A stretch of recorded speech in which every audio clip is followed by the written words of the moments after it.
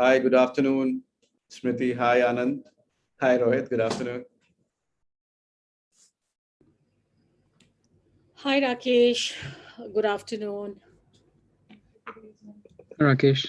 Hello, good afternoon, everyone. Good afternoon. Good afternoon. I think we'll just take a minute or more, or I think we're just waiting for Praveen and Rajesh to join in. Praveen is there. Hi, Praveen. Good afternoon.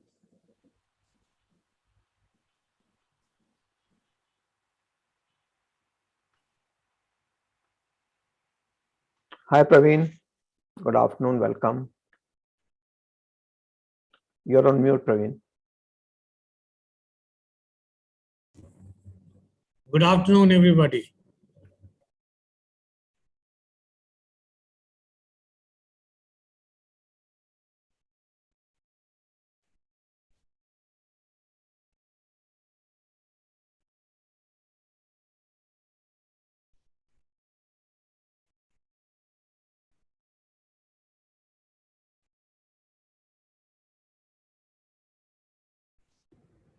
Hi, Praveen. This is Smriti here. Nice to meet you. Nice to meet you, Rohit. Anand and Rakesh, I know. Yeah. Hey, Smriti. Haven't had a chance. Just waiting for Rajesh to join in. I think we're just checking with him. Okay. If he's able to join in the next 30 seconds, fine. Otherwise, we'll start the proceedings. Sure.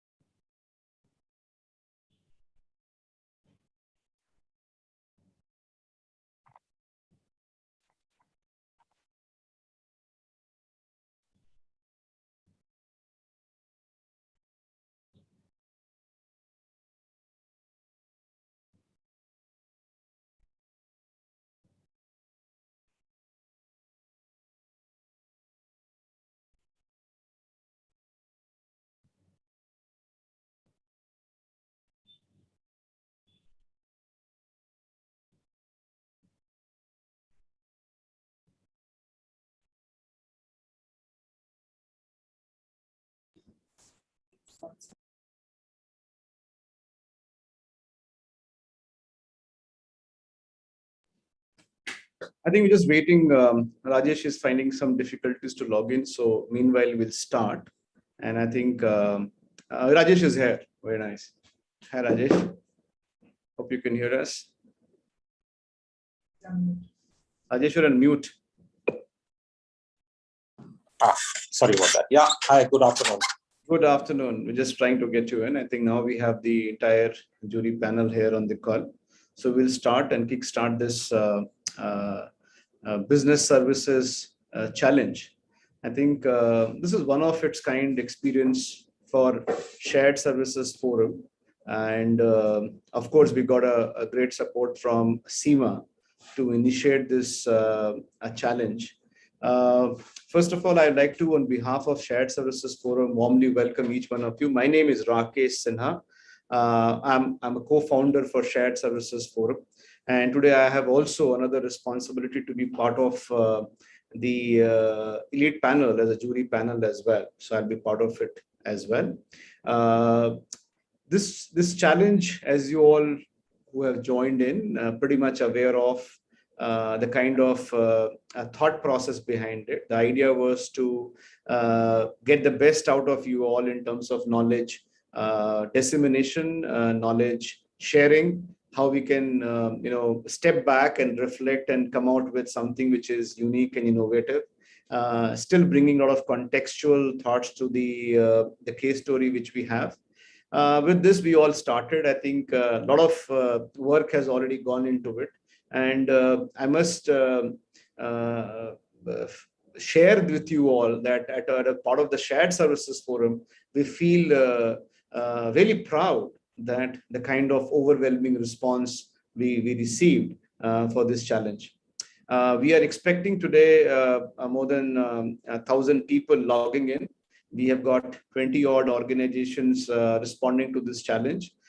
We will have about 18 odd organizations presenting today briefly. And many of you would be aware the process is where they have been shared. We have shared a case story about a finance shared services center with the UK headquarter. The CFO is based out of UK, and some challenges in terms of how they have plateaued in performance, etc., etc.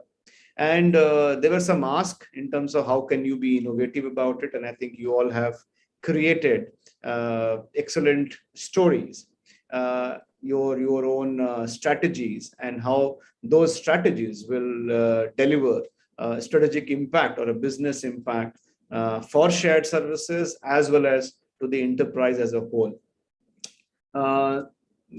The stories or the presentations were shared with the jury panel. The jury panel has already gone through it and given their individual scoring.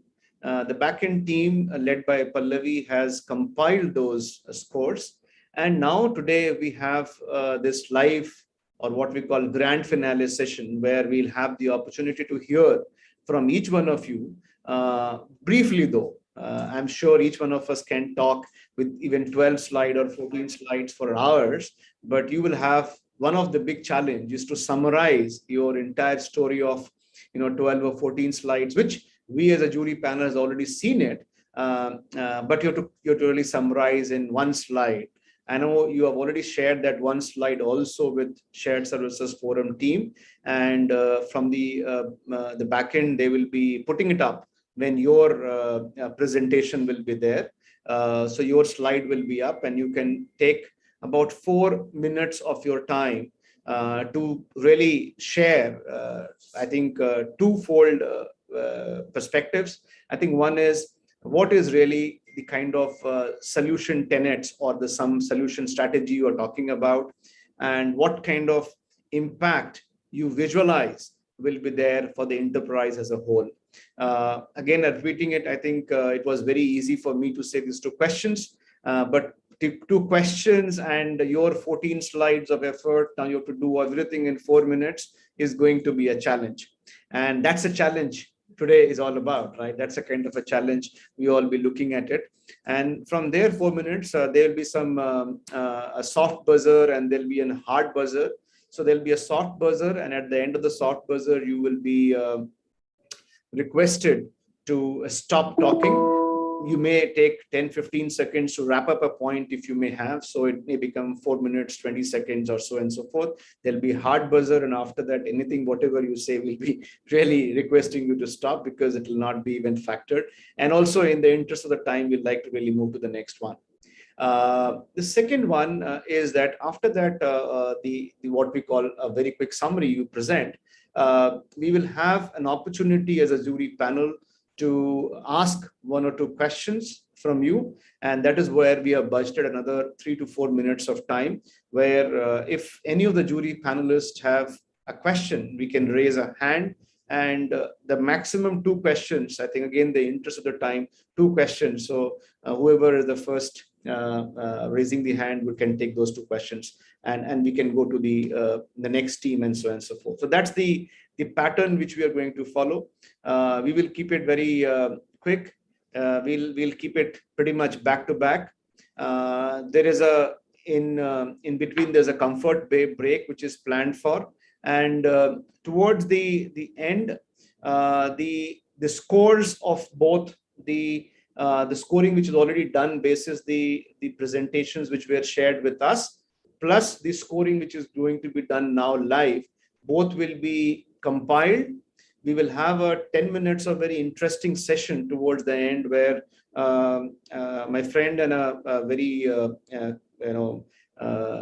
we all keep waiting for hearing Sanjay Gupta will be there. He's the Chief Architect, Shared Services Forum. So you'll have a 10 minutes of session to share some insights, thoughts in terms of how to look at this entire case stories and some top-end thoughts and the points he will share. And that time, the backend team will be doing all these compilations, finally closing the what we call winners, the 1, 2, and 3. And that's also the time when they will be live audience vote which will happen, where you all will be requested to select from your point of view the best team, and basis that vote, that's a fourth and which is a separate award which will be there for the audience choice award, as a part of this entire thing. So there's a winner, runner up, first runner up, and then there's a audience choice which will be also as a part of the selection. All will be announced at the end of this session. Some simple rules. We would request all the attendees to keep themselves on mute. Make sure their video is also on off mode. Only the organization which is presenting. So if you have, say, organization A, and which is having 5 or 6 people who are part of that organization and a part of that panel to present, you are all requested to please switch on your videos, and whoever is the lead presenter can unmute, and so on and so forth. We request as much as technical glitches can be avoided, so that we save that even the 30 seconds or 1 minute, and so on and so forth. So be as quick and smooth as possible in this entire virtual challenge. That's all from my side. And I think there is a raising hand feature which is available. From the audience point of view, they will not have much of the Q&A to do. I think we have gone more in terms of alphabetical order to look at the teams. Having said that, I think we'll request each one of us, even though if in alphabetically we know we may get after half an hour or 45 minutes our opportunity, it will help in terms of continuing to be part of it, because you may opt to vote while you like to be loyal to your organization. I'm sure some of you joining for your respective organization, but we have a lot of attendees who are from organizations beyond the participating organizations. In fact, I have been just given some pages to understand that we have got about 60% audience which is beyond the participating organization, and hence it will be interesting to see how we can look at the audience vote. I think with this, I think we will progress with the or initiate with the presentations now. There is a timer which is the room which I am sitting right now. Actually, there's a TV here, and there's a timer which Pallavi is controlling, and she was showing me the timer that we have to stick to the timer. And there's a soft buzzer and a hard buzzer, as I talked about. So we will be, from the back end playing that soft buzzer and a hard buzzer. Right now we are at 3:01 from our clock, and we are just going to start it. And the backend will keep announcing the name of the company which has to come and present, and she will be at the backend, and her team will be able to put up that one pager or that one slide which you need to talk through. So be ready with your elevator pitch to talk through, and all the best to each of the participants, and look forward to a great session in the next few hours. Thank you.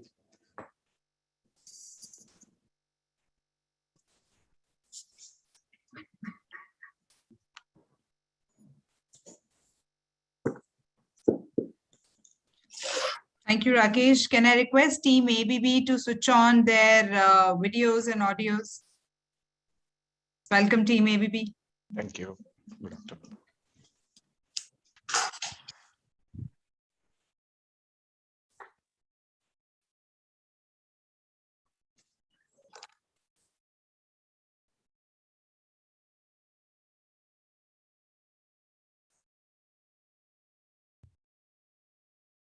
I think, Pallavi, we're just waiting for the slide still to be projected. I know the first one, we are having some 30-second extra.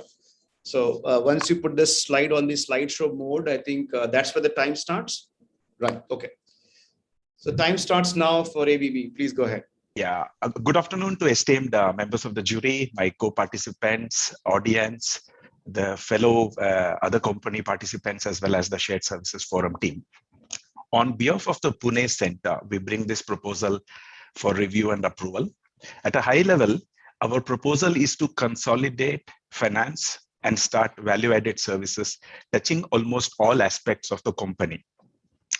We expect our savings to accrue mainly on 3 counts. One, higher value realization and faster, I will call it as conversion of receivables to cash due to focus on end-to-end order to cash. We expect reduction in operational cost, not just the overheads cost, due to focus on end-to-end procure-to-pay process, and also reduction in overall cost of finance operation due to consolidation of the center. The value-added services will definitely allow the business and operational leaders to focus on their core areas while we join them to co-create value. Consolidating finance will automatically help. The current portfolio of services will automatically help to lay a strong foundation for these value-added services.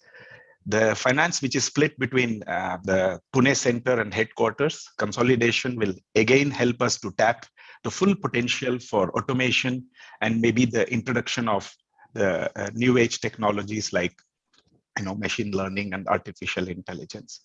On the people front, we definitely are conscious that we will identify the resources in UK whose work will get transitioned and perhaps offer them a retention plan, so that if they stay on till the end of the project, then we definitely are going to see a success.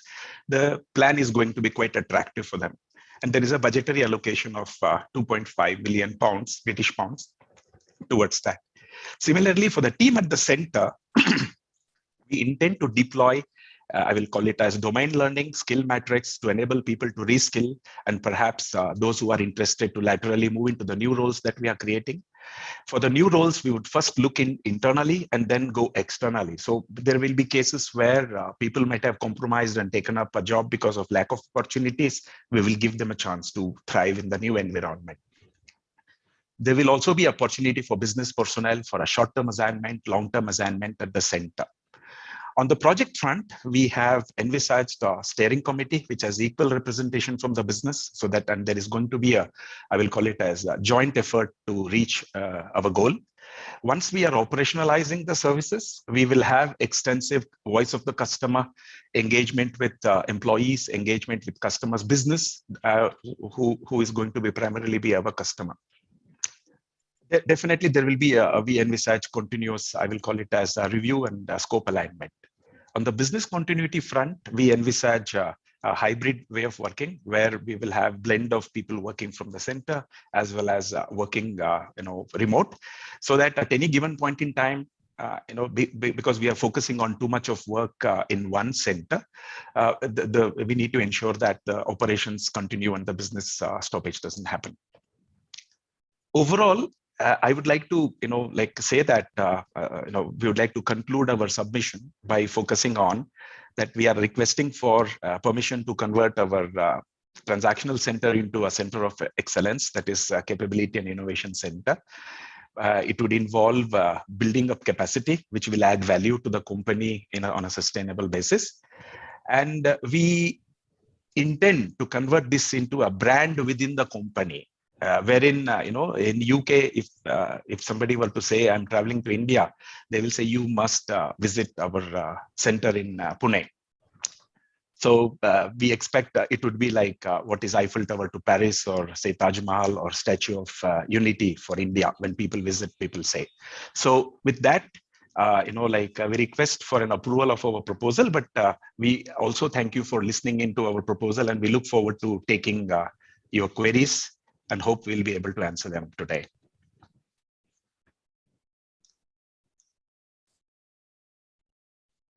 Thanks, Team ABB. Thanks, Sudhir, for your presentation. I'll request my fellow jury panelists to raise their hands if you have any questions. Hi, Rakesh. Smriti here. I'm sorry, I can't seem to see the raise hand feature. On the bottom. Yeah, it doesn't seem to be there, at least for me. I'll check that again. Oh, no worries, Smriti, go ahead. You go ahead, please. Thanks, Sudhir, for a very concise presentation.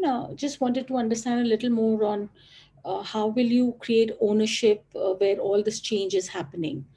And what is the communication plan to create that ownership and introduce the change? On receipt of the board, definitely we as the management team at Pune, we have already earmarked in terms of who is going to take up each of these verticals. There are definitely new verticals where we would be the initial owners, and then we would like to hire first the person who will be heading each of these verticals. That would be on the project delivery side. And on the, the personnel side, UK, of course, we will be working closely with both our HR business partners locally as well as in the UK, because my primary interest is what upon board approval, we need to first secure the continuity of employees in UK, because the new services we can always start, but safeguarding availability of people for knowledge transition till the time the project succeeds. So that would be my the way forward recommended. Thanks, Sudhir. Thank you. Thank you. Okay. I have one question for the team.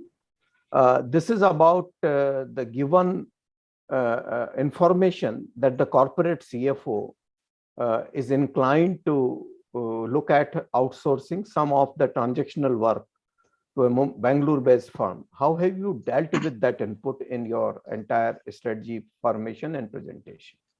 Yeah, thank you, Mr. Anand. In fact, we have focused on the fact that for building a capability center touching all the business areas, the current portfolio is a core basic foundation. So we would like to evaluate, definitely the CFO will definitely be coming back saying, what about my proposal? That the number of FTEs that is proposed to be outsourced, the value accretion to the company is very little compared to the value generated by the capability center.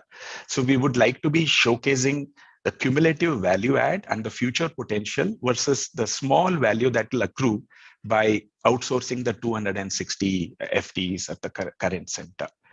We deliberately avoided putting that as a comparative because we would like to go the positive way of selling to the CFO rather than outright negating his views.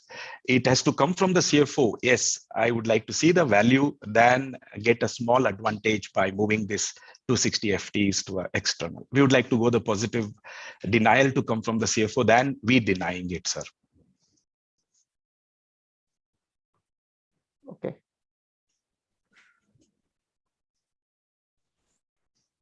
Thanks, Team ABB, for the great presentation and the efforts and responding to the two questions from the jury.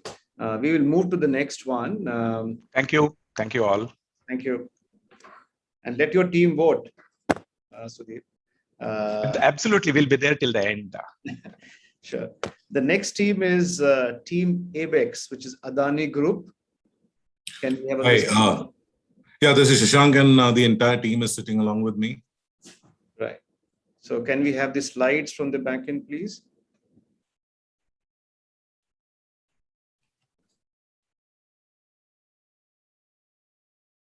Put this on a slideshow, please. Good. Your time starts now.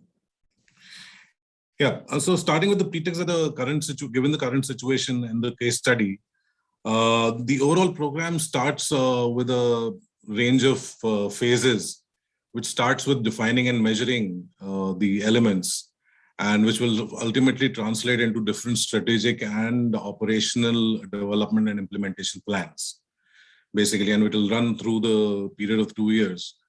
And ultimately, it will become a way of life for the organization rather than being just a one-time program.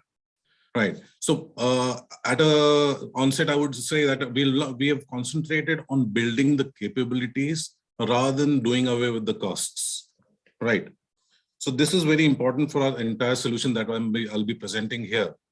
And people, so our core drivers are the people, processes, and the technology. Now people take the core of this entire solution, because everything revolves around people, who will be enhanced with the help of new technologies that are brought in and the new processes that will be imbibed into the Finance Shared Services Center. Now, with the capability building programs running across within the India organization, plus we're providing them the opportunities to go around different business area, which will include the head office operations or the business operations. So moving them around, not just constraining them to the Indian locations, but learning the business in and out, so that they're just not of back office operations. They're also a partner to the business in terms of providing support on ground and offline as well. So in terms of analytics, or in terms of market researches, or in terms of any kind of strategic thought that business has for future or the current implementations.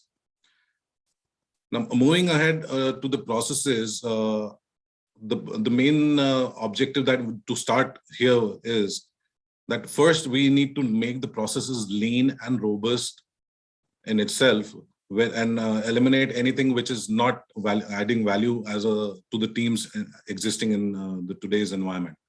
Now, looking at that, we also look at outsourcing certain transactional or non-judgmental work, which can create internal capacity within the teams without letting them go, who can be absorbed for the future growth potential of the organization as a whole, by bringing which will be through bringing in new processes from the head offices, and also some certain business analytics that will be learned on the way to on this journey ahead. And apart from the core businesses, I would also add that building beyond the F&A or the business processes, like foraying into the areas of HR, secretarial work, this supply chain, master data handling on a central location. So that will be a core to our design. And so gradually they will evolve into a innovation center, a center of expertise, which will have the capability to train people across the globe. And in kind of in another word, I can say that it can become an incubation center for the entire organization as a whole, which can supply manpower across. And in terms of people, they will have opportunities to work globally, be co-located with the businesses, co-locate with the head office environment. And that will also motivate the people so that they have opportunity to grow horizontally and vertically. And when I move to technology, the technology in today's world is like, I think, the core to any kind of a sustainable future in terms of processes or in terms of business as a whole, right? So obviously the organization will not stick to the business span it has today. It will obviously grow. Right, and handling that growth along with technology and robust processes becomes the essence. Now, making the ERP a core system which can connect to all the business and non-business elements of the organization, and which is capable of connecting to the outside world in terms of the worldwide, the digital universe, I would say, in a short word. So, which will help in connecting to the different communities, different models. Yeah, and I think technology becomes the core. And here I would just rest my proposal, and I'll leave the forum open for the questions. Thanks, Shashank, for your presentation.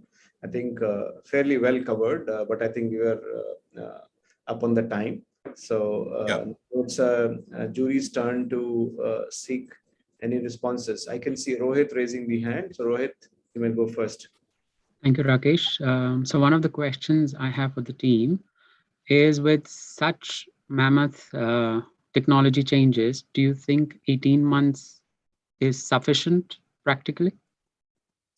See, 18 months is a period where you're right that it is not sufficient, but the plan that we are putting across is, number one, delivering short-term immediate benefits, and plus an environment which will sustain across. Now, the core will be, the foundation will be laid here, right?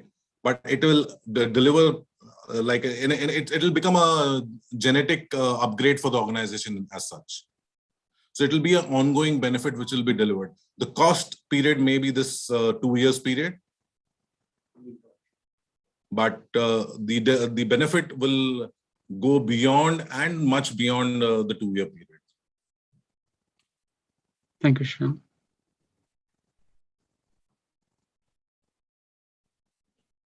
Yes, yes, Praveen, Mr. Purang, go ahead. Yeah, I have a small question. Can we have your comments on retention or exiting of the manpower and reskilling of the manpower, looking at the technological changes and the process changing that would take place in a very, very wide manner? Sorry, I could not get your question clearly. Can you repeat your question? Sorry. See, you are going to have your technologies changing, your Mhm. processes would change, Yeah. and which means your existing manpower, Yes. you will have to work out strategies for their either retention or exiting or Mhm. reskilling. How will you Right. be doing that, or what are your thoughts, comments onto that, so that you come out as a winner rather than losing out there? Yeah. So first of all, the exiting of the existing workforce is not the idea that we're going with. It is more of a upskilling them through a structured development and capability program, and which will run not only on one location, which is India, but it will go beyond that, where we need to train people. They have to be sent across to the businesses as well and to the head offices as well. And it will be structured, monitored, and a holistic program that will help them upskill in their financial domain knowledge as well as business knowledge and regulatory knowledges, which is required to work across different geographies. Thank you.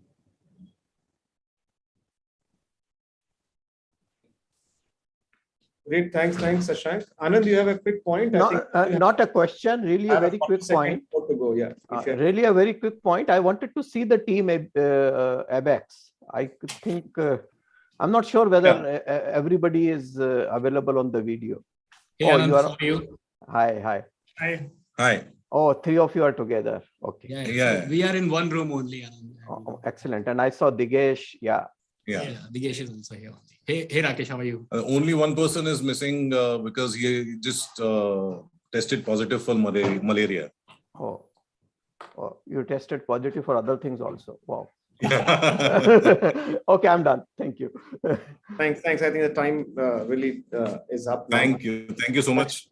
Thanks, Shashank and Sudesh and everybody here from a team Apex. Thank you and all the best to you. I'm sure your team will continue to keep voting. Once the link will be available to you to vote. We'll move to the next team, which is Team ACE, which is Airtel Center of Excellence. Do we have Airtel team on the call? If they can switch on their videos, please. Hi, Karthik. Please put the slide on slideshow. Yes. Your time starts now. Over to you, Karthik. Vikas from my team will be present.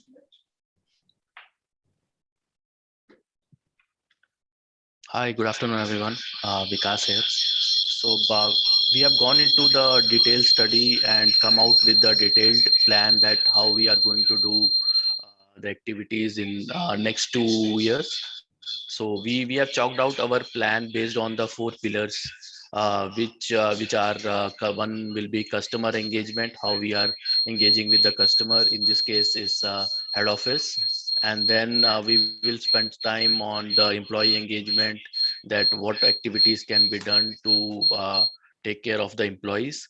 And then third lever will be the process automation, that how much and how we can do the process automation to eliminate the wastage or to fasten up the tracks on which we will be working. And the fourth lever where we will spend time is the new scope for the shared services, that other functions, how do we migrate the other functions other than finance into the shared services. So these will be the broadly the 4 pillars on which we will work and do the corrections required for the next 24 months. So if I talk about in the detail, then to start with, in the first 3 months, we will spend time in the improving engagement between the head office, which as per the business case study seems to be lacking between the head office and the shared services. So it looks like there is a depth the business partnering angle, or that process is not working well. So we will spend time or do the correction by doing more business partnering and having a continuous engagement with the head office. And then we will explore the automation opportunity, that how we can do away with the certain processes and automate them so that we can release some FTs. Then we will work on the employees survey. We'll do the employee survey and do some benchmarking, that where they are fitting, so that the cross functioning movement between head office, shared services and cross functional can be done. We will upskill them and do the job rotation and do the enrichment on their jobs by rotating them and moving them to cross functional. And once we will ready by this basic data in the place, then we will start the automation and start reaping the benefit of the automation to relieve the FTs which we are planning. So we are planning roughly some 35 40% FTs out of if we talk about 260 total, so roughly 100 FTs, how we can do away with the 100 FTs. That should be the plan, and we will work on the automation and the process corrections.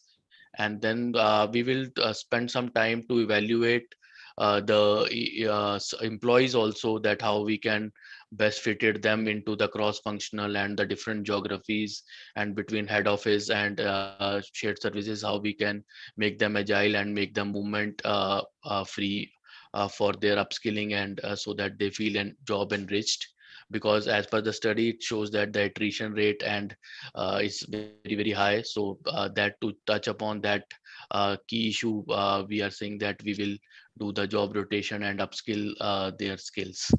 And then after the when we'll enter the third phase, then the productivity flow through will start coming in, and we will see the reduction in the FTs coming through automation and other process simplification. And then we will align the head office scope with the head office also, so that whatever disconnects were there between shared service and head office, that will get sorted through the periodic engagement. And then we'll start the migration processes also from the shared services. And then it will become a recurring line, the nurturing of the employees and migration of the processes. That will become recurring activities. After every 3 months, we will find out the inefficiencies and the process which needs to be eliminated. Then we will work on those processes, how that we can eliminate and get the reduction of the employees, and then make the engagement more productive between center and circle by doing more business partnering and understanding the requirements of CFO and other team members who are there in the head office. So, and then we will keep on doing the survey. Sorry, we'll have to interject. Sorry, Vikas, we'll have to interject. I think the second buzzer has also gone up. So I think the request is, after the first buzzer, if somebody is presenting and wants to wrap up, so they are given another 45 seconds to complete it. After second buzzer, we will be we'll have to interject. I am done. Most of the things I have covered. So thanks, but I think we have, absolutely. I think you covered quite a bit of it. I think now it's time for a Zuri question. So I will first request my fellow panelists, if they have a question, they can raise their hand and I can take it. Hi, Vikas. Thanks for a nice presentation. Do you see any value, or do you have a fix on the number in terms of saving through this process of changing the center into a capability center? Yes, so we are looking at a productivity. If you talk about the count, we are looking at roughly 35 to 40%, which is a reduction of say 100 FTEs out of 260. And then based on that, the saving, if you take about the salary per employee into the consideration, that will be 40,000 rupees. And per annum, we will be looking into the 40,000 to annual benefit of some 9 crores coming out of that. So that if we do away with the 40% manpower, that will result into approximately 9 to 10 crores of the savings. Thanks, Vikas. Thank you. Yeah, Rohit, go ahead. The follow-up question, Vikas, is while you're aiming at reduction with 40%, so when you're going to do the employee engagement, at one hand, you're trying to engage with the employees to increase productivity, retention, and everything. But in parallel, you're talking of automation and letting go of 40% of your workforce. How would you balance the two, considering the investment you'll make in the first will erode when you start your phasing out or lay out the plan that this automation will result in 40% reduction?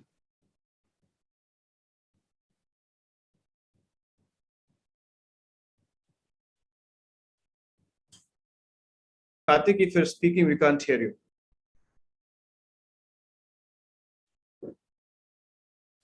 No.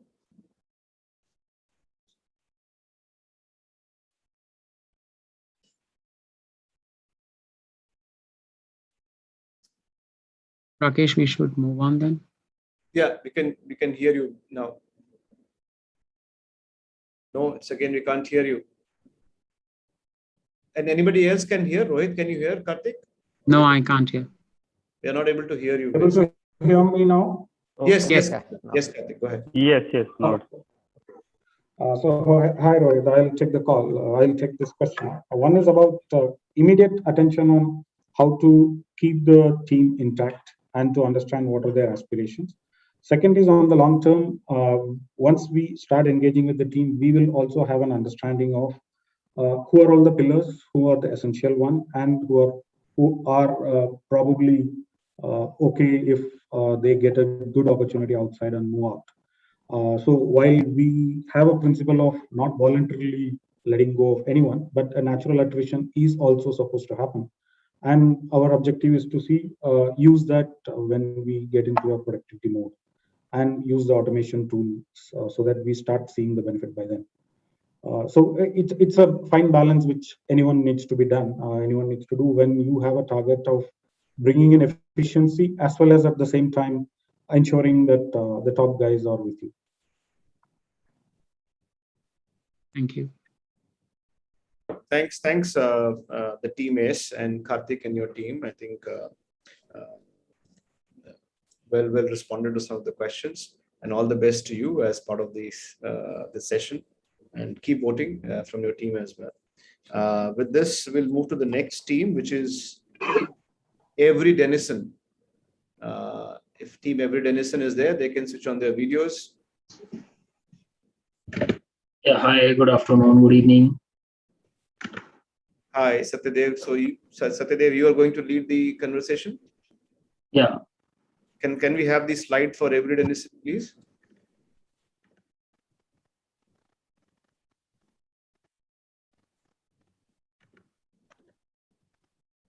Slideshow mode. Your time starts now, Satyadev.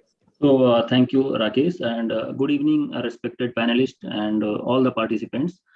At the outset, Every Dennison team would like to thank SSF Forum for organizing this contest, wherein we can share our ideas and learn ideas of eminent speakers also.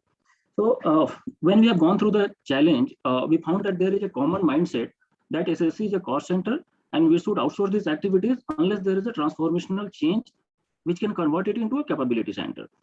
So in the way of conversion, we have focused on three major areas. That is how we can get more by using less resources, how we can contribute into other revenue generating activities. Till now, we are focusing on the bottom line of the P&L and we are shifting the focus to the top line. And how we can what we can do for the employee engagement and training. So coming to the first part, how we can get more by using less resources. So we all know that in today there is no chance one can survive without with a constant space, and the same is applicable for SSC also. SSC also has to change their working pattern and taking new areas of roles and responsibilities. So we have decided to use advanced technologies such as RPA and other accounting receivable and payable portal, which can minimize our clerical and day-to-day work, and which can help us to prepare reports for analysis and expedite the process also. So using that adoption of technology will not only reduce the cost, but also enhance the speed, accuracy, and efficiency in the process. Now, this is the technology part, but after the adoption of this technology, there are many headcount which will be reduced. So how we can use that resources in new areas. So for contributing in the revenue generating activities, we have decided to work on the two new areas, which is very vital for any organization to fight with the competition. First is customer centricity, and second is brand awareness and digital marketing. So directly or indirectly, finance function is already playing a vital role in revenue generation. What we are trying to do is to expand the base of that activity by including these areas of work. So how customer centricity will help us? A study shows that 1 in 3 customers will leave a brand they love after having only one bad experience. So this is the importance of customer centricity. Customer centricity approach will remove the friction between the customer and the organization, which helps to solve the problems and meet the customer needs in a unique ways. Then it motivates people to recommend our brand. And a customer centricity philosophy can reduce the customer acquisition cost also. When we are opening a new customer, we have to give them free sample, new schemes, free credit, a lot of things are there which can be reduced. Then it will give a database and report for both to analyze and help them. It will also give an idea on the set of SKUs which we are selling and which we should sell to generate higher profit. Coming to the third point, digital marketing and brand awareness. A crucial foundation to eventually acquire customers is brand awareness. If people know your brand, they become familiar and comfortable with it. It will help us to increase our product price also. A water bottle is selling at 20 rupees. In the same area, a different outlet, it may get sold at 200 rupees. This is the power of the brand, which now the SSC will create for the company, and it will also increase the market share and sales with an improved brand perception. It will acquire audience data as well. So with the help of advanced technologies and new areas of work, that is brand awareness, customer centricity, we are expecting an addition in the net profit by 13 crore from 2025. And for employee retention rate, we are not retrenching any employee of SSC India.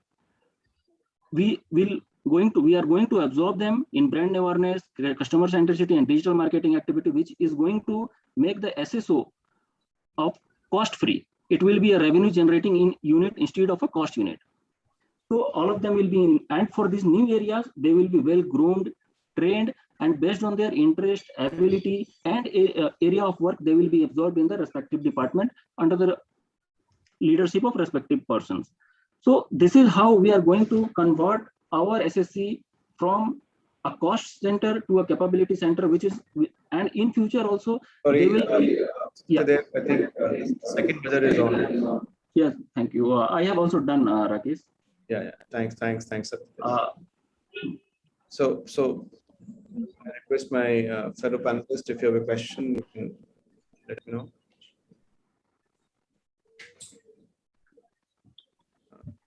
Any questions from any?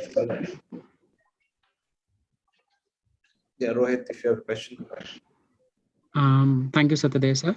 On your redeployment of individuals for digital marketing and brand awareness, how I understand, the new capability center will still be captive. They will continue to work for the UK company. So where exactly are you investing this brand awareness and digital marketing? Because how I understand, this center is not gonna do third-party services. No, right. So this is not going to third-party services. This center will work, and this brand awareness and customer creative centricity will be a part of it. And this team will help the organization to create its brand into the market, to get in touch with the customer, to gain the confidence of the customer, to retain them, to assist them in case of any issues. So by this way, customer will also get confidence on the company. See, in today's scenario, quality is not the only thing which can make a company unique. After sales service is most important. And what we are trying is to focus on that area also, which can help us to retain our customer and gain new customers. I hope I answered your question. Yes, thank you, sir. Yeah. So they have a quick question from me as a follow through, more on the customer centricity piece, because your entire strategy pretty much pivots around the customer centricity. How do you define your customer? Who is your customer? See, our customers are the end users who are consuming our product. For example, say about we are an automobile company, then our customer is the person who is using our product, and we should have to be in contact with them to get their feedback, their desire, what they are expecting from us, what kind of changes we have to do, and what kind of service level they are expecting. That we are focusing on the customer centricity. Sure. Mr. Purang, your question, please. We still have 45 more seconds to go, so you can have a brief question and a response. I'll just take a couple of seconds. You have mentioned in your presentation that there'll be no employee who will be sacked and they all will be reskilled, etc. Employee engagement and training would take place. But while mentioning the impact on the enterprise, you are talking about cost reduction, headcount realignment, etc., and moving from cost to capability center. How will you achieve all these? Because they are sometimes contrary to each other. Right. So now SSC has two verticals. One is which is doing the AR, AP, payroll procurement part. With the adoption of technology, that work will be done by almost 60-70% of the people. The 30 or 35% people which are released from this work will be deployed in the new areas. So what we are incurring, whatever cost we are incurring for the same activity, with a reduced cost, we are doing the same job, and we are also doing an additional activity which will also generate revenue. So cost reduction is there because we are shifting the manpower from the core areas of accounting to revenue generation activities, and there is also addition in the top line. So that's why we have mentioned that cost reduction and speed and accuracy will be there. Thank you. Yeah, thank you. Thanks, Satyadev and Avery Dennison team. It was interesting thought process, and thanks for sharing that. I look forward to your team continuing to be there on the session.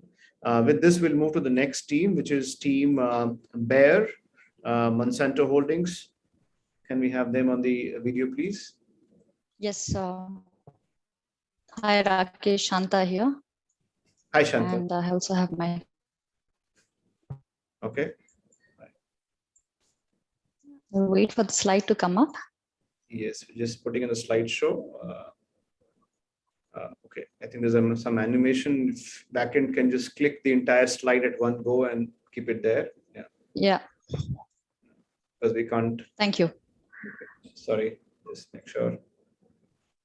Perfect, thanks. Shanta, your time starts now. Thanks, Rakesh.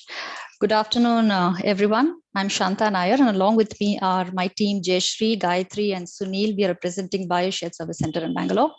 Before I start talking about the significant points from the slide that's presented, I would like to mention the business case that we have here. We're talking about exploring the Financial Shared Service Center in Pune to do more complex and business critical tasks in the financial accounting, taxes, budgeting, reporting area. The average annual salary of an accountant in the UK is 50 to 60,000 pounds per annum, which is 5 to 6 times more than that of an accountant in India, who draws on an average 10 to 12,000 pounds per annum. So here we have a simple and clear business case. If we were to lift and shift the activities performed by approximately 90 employees that we have in our UK head office and move these to the Pune Shared Service Center, we will certainly need a budget to scale up in Pune. Approximately 35% of the existing cost is the additional budget that we're expecting. But as the transition phase comes to an end, and once everything becomes operational in Pune, the payback is immediately expected. Now, moving over to the strategy, we begin with scoping and skill assessment. We have identified some mundane tasks such as maybe scanning or some parts of payroll activities, the assumption that we took being performed by FSSC in Pune. We believe these can be outsourced to third-party vendors who offer high quality service at very competitive prices. We could then do some internal movements in the center and look at freeing up some capacity for transformation and transition projects. Then we work towards setting up a strong and robust governance model that encompasses stakeholder, technology, and our people.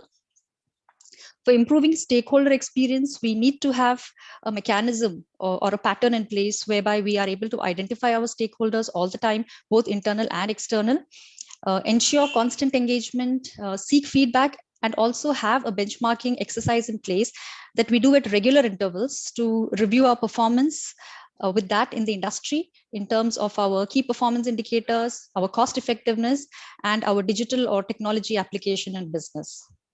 Now that we are talking about technology, we all know the availability of tools and softwares that simplify business processes is immense in India. And hence we propose to build an in-house team that helps us in transforming the shared service center to be digitally capable. We propose to set up a capability enabling function, which will comprise of teams such as Center of Excellence, Lean, Management and Innovation, and business application support, and also a change and learning team. And finally, last but not the least, people who will keep the transformation.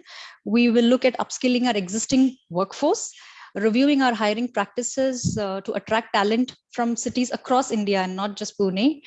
Focus will be on employee wellness, engagement, and development. Now, to quickly talk about the impact that we expect from the transition, first one, of course, excellent stakeholder experiences that we're expecting. We will be able to provide meaningful metrics that will help business in decision making, as in FSSC, we will have a wide variety of processes. We have end-to-end process knowledge. There will be career opportunities in the FSSC, attracting talent, also helping in talent retention. And finally, yes, efficiencies and savings that we expect to come from the lean processes that we will put in place. With this, I would like to end by saying that we are willing to transform and continuously evolve to meet the organizational needs. Thank you. Very well done, Shanta. You were pretty much on time. So before even the buzzer could go, you finish your presentation. Thank you, Rakesh. With this, I request the other jury members to, if you have a question, they can ask the question or they raise their hand. Hi, Shanta. Thank you for a very nice presentation. Hi, Smriti. Hi. So what do you see as the timeline for making all these changes? The timeline, the roadmap that I've set up in place, of course, the case had 18 to 24 months. So pretty much at the same time that we are expecting. The initial 6 to 9 months would go on planning, scoping, designing, and beginning the transition. The next 6 months would be around transition. And of course, the last 3 to 4 months would be around hypercare and ensuring stability in the process. So pretty much 24 months would be sufficient for us to have the entire transformation, Smriti. Okay, thanks. Thank you.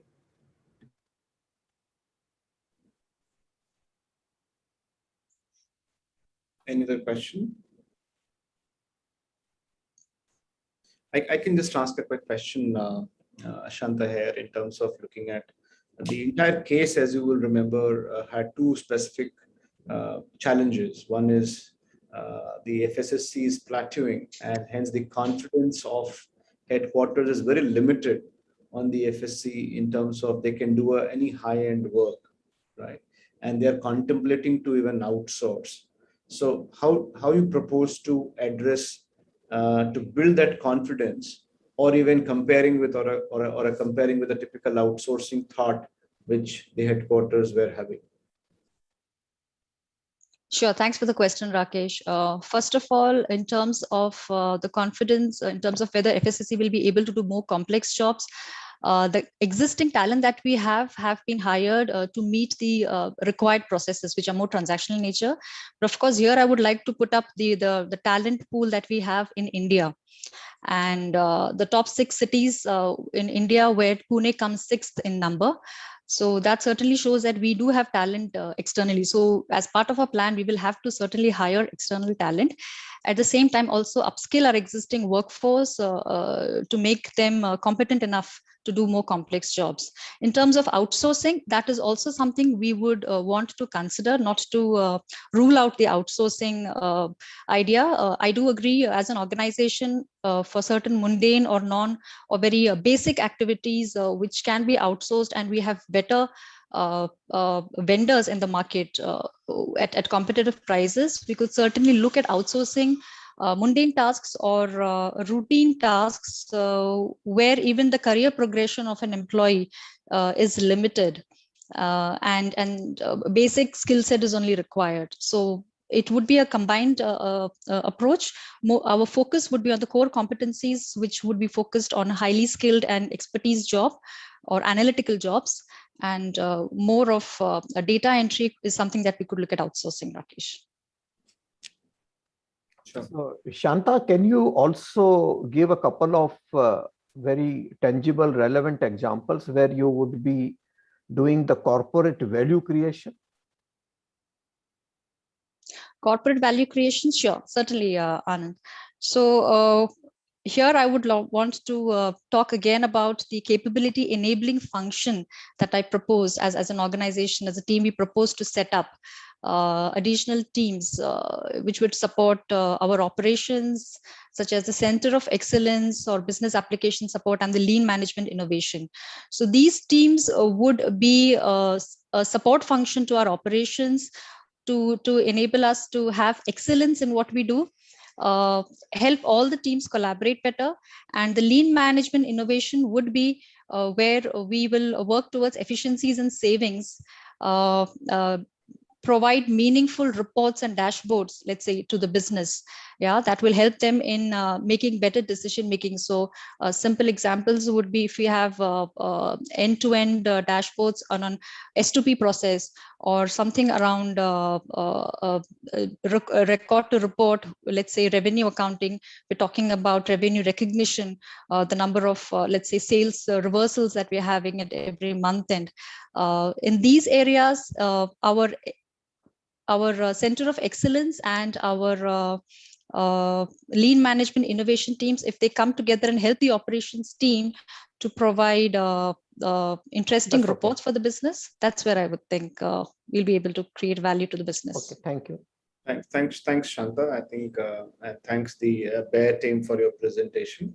It was nice to hear your thoughts. All the best to you as we progress with the next one. The next team is Team Barcadia Services. Can we have the Team Barcadia on the screen, please? And who is going to lead the presentation? Is it Vishal, you, or Jitendra? Jitendra, you will do the presentation. Can we have the slide for Barcadia? Slideshow. Thanks. Jitendra, your time starts now. Hi, good afternoon all. We are Team Barcadia, and we are here to present our vision and strategy of the FSSC. Strategists often get intrigued by two common guardrails. First, culture eats strategy for breakfast. And second, a strategy is good or bad only in the hindsight. And this happens a lot if strategy is not realistic and holistic enough to be executed, and we leave the outcomes to luck. With these two principles in mind, we recommend the leadership to embark on a multi-year transformation journey, which we are naming as Project LEAF. LEAF stands for Leadership in Finance, to transform the FSSC from a cost center to a global capability center, and in this process, deliver three key results. First, improve efficiency of the current processes by at least 50%. Second, enable cost savings of up to £5 million per year. And third, improve top talent retention from 75% to 90%. Now I invite my colleague Ashish to share the details of this journey strategy. Thanks, Jitendra, and good afternoon, everyone. The transformation will be carried out by laying a strong cultural foundation as part of which the FSSC leadership will play an active role in communicating the vision to employees and getting them on board. In parallel, the communication and brand team will work on rebranding FSSC to Global Finance Innovation Center. The leadership team will also create channels for more cross-border interaction and collaboration to help employees get more integrated with the business. And along the way, success stories will be broadcast periodically to institute a positive reinforcement loop. On top of this strong cultural foundation, the transformation will be carried on two strong pillars of people and technology. On people front, targeted trainings will be conducted to build a new domain skills, which will be supplemented by select lateral hiring to infuse new skills and perspectives in the team. An important initiatives in the people function will be to lay out clear career paths during and post the transformation journey to retain top talent. On technology front, new technology platforms will be set up to provide business teams with powerful analytics, which can enable them in taking efficient decisions. Collaboration with current technology partners will be enhanced to jointly innovate in customizing the platforms to meet the ever-evolving business needs. With these solid foundation and pillars, the team can start laying down the bricks to realize the objective in three key phases. In phase 0, the efficiency of current processes such as expense management and reimbursements can be improved through robotic process automation. This increased efficiency will allow the team to focus on data analysis and offering critical insights to the businesses. Subsequently, in phase 1, the team will work towards building new capabilities in the team through talent acquisition and training. Complex processes with manageable risks such as FP&A, budgeting, and reporting can be transitioned to FSSC in a controlled manner, which can be scaled to full transition over time. This will also open new opportunities for the team in terms of career progression. Finally, in phase 2, we will focus on being more globally aligned and relevant by capitalizing the capability building that happened in phase 1. Offshoring complex roles of treasury and taxation with laser focus on simplification and value enhancement will lead to increased ownership and empowerment. This will enable finance team to connect with a broader career path and improve job satisfaction, leading to centers' enhanced ability to retain top talent while delivering significantly higher value to the organization. Thank you, and Vishal from our team will address questions from the jury. Thanks, Jitendra and Ashish, for your presentation. I think we're just about to get the buzzer and you finished on dot, so well done. So questions from request any jury member if you have a question.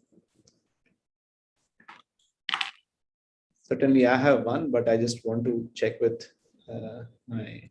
You go ahead, Rakesh. Okay. I think one quick question here is for the team Berkadia. You know, as you would have seen in the case story again, the context was that the center has plateaued. They have done what they could have done. Now, your opening point in terms of when you're saying that further improve the efficiencies by 50%. So are you saying that that's a first step they have to do to further do the efficiencies and then only go back and talk to the CFO in UK? How are you looking at that aspect of winning the confidence back of the CFO? Just wanted to hear your thoughts. Thanks for the question, Rakesh. So the current thing, or the first and foremost thing we are instilling in our existing teams is confidence, and they can do more. We're also instilling by telling them the example that, boss, what we have here in Pune is a Ferrari, and you are actually driving that Ferrari just on the second gear. By that, what I mean is the kind of processes which we are currently using in Pune are not optimally used. They're not collaborating at that level, which ideally a globally aligned team should be collaborating at. They want to do more, and which is one of the key reasons as to why attritions is happening and people in the finance are not seeing more values and the high-end jobs to be done within the finance. And we want to instill that by training them more and proving it to our partners in the UK, saying this is the team which is now ready to embark on this transformation journey.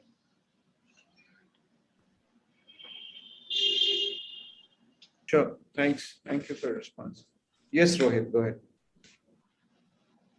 Thanks, Rakesh. The question I have is more around how it is being suggested that there will be implementation of RPA and Concur and Pega and other modules, which will help build the capability for the current processes.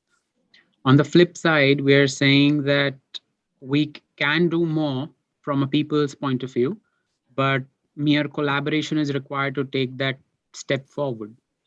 So how is the team focusing on change management? Because that would be a key driver in the phase 0 itself. Absolutely, very relevant. And while we thought through that as the key enabler for the transformation, and that's why we thought that people and technology collectively are the pillars for this big initiative we have. If we don't use it, we lose it, right? So it is given in the problem statement that we have a very effective workflow tool, but how are we currently using it? There is a lot of bureaucracy in the system, and we exactly want to cut down that bureaucracy. And one of the examples that we gave in our previous presentation was in phase 0 itself, we'll achieve a $1 billion worth of £1 billion worth of save through a simple thing in procurement called the early payment discount. So because it takes a lot of time in approving and it goes through multiple channels and approvals, we are losing out on that benefit. So make people aware of how to use the existing processes better was our key focus. And once they realize that, and once they taste the success, they want to do more. And that's when we'll bring in the RPA and to enhance that feeling more. And then they are ready to go out and do more. Okay. Yeah. Thank you. Thank you, Vishal and Team Bakaria. I think it was nice hearing from you and your thought process. All the best to you as we progress. Thank you. We will move to the next team now. This team is Team Flipkart. Do we have leaders from Flipkart? Yes. Allow me to start my video. Yeah. If you can allow us to start the video. Sure. Sudeep. Yeah, this is Sudeep. And I have Prateek along with me, and then Saurabh and other team members. We want to start our video, but unable to do that. 1 second. I think, can we request the backend to please check?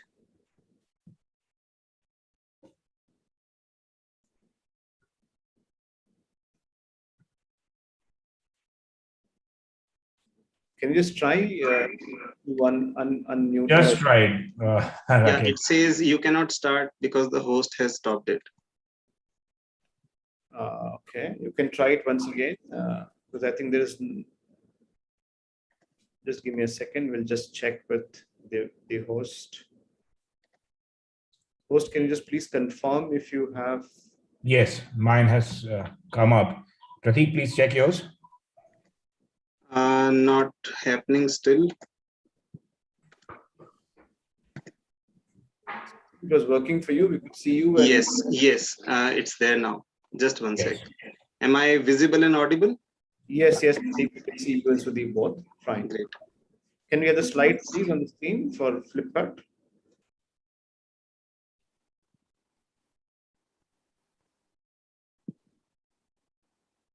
Slideshow board. Yeah. Thank you. So your time starts now, Sudeep. Okay. Prateek will lead the conversation today. Thank you so much, everyone, for this opportunity. And this is Prateek Palod representing the team Flipkart. We have named this project as CC to BCC, which is Cost Center to Business Capability Center. Here, we are proposing a 3D solution so as to achieve the 4D impact. Here we are saying in order to implement this 3D solution, the FSSC team has to first rationalize its own bandwidth. And how do they do that? They have to first identify the redundant, repetitive, and non-value added activities and churn those out through either automation or through outsourcing. And once they do that, the saved bandwidth can be put into these 3 pillars. What are those?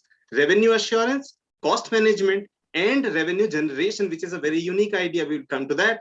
So revenue assurance through BI and AI tools and insights or analytics of the huge amount of data and information that we sit with, we can help the business identify the demand patterns of the products that we currently have and also the future products that the market is expecting. so as to be ahead of the market, and controls around the sales returns that happen, the credits that we extend to the customers, and the debts that we have, which may or may not turn out to be bad debts. Coming to the cost management, we will have real-time data mining and the BI, which will help understand, read, and present the costs, values, and the pricing impact along with the seasonal waves of conversion cost, so that we can control it far better, and also at the same time optimize the supply chain costs, the inventory cost, wastages control, etc., etc. The revenue generation is where we are saying that with our own capabilities, we will have a scalable and modular pack of accounting to reporting, which we will be able to monetize. The people outside our business, open in the market, small or large, will be able to buy it and adapt to it and take the benefit. We will be earning out of it. So it will be a parallel stream of revenue. And how does the 4D impact go for us? The employees will feel more engaged and motivated because of the job rotation and career progression we are offering them. The processes will be more stable and efficient because those will be value added and futuristic, smart and integrated, obviously. The business will feel a competitive advantage in the market with the real-time analytics and growth orientation. The management will be better equipped and more decisive and capable because the stakeholders will be informed. We propose this project to be 24 months long with a $19 million of investment in trainings, product development, etc., which will come to a break even in the 21st month. We are aware that a lot of people are involved and a lot of investment is involved. So to mitigate any risks, we will be adaptive in changes. We will have a regular dialogue. Trainings and feedback will continue to and fro. Tracking and fine-tuning will be done on the go. And we will have a backup plan or a fallback plan at each stage or milestone of the project.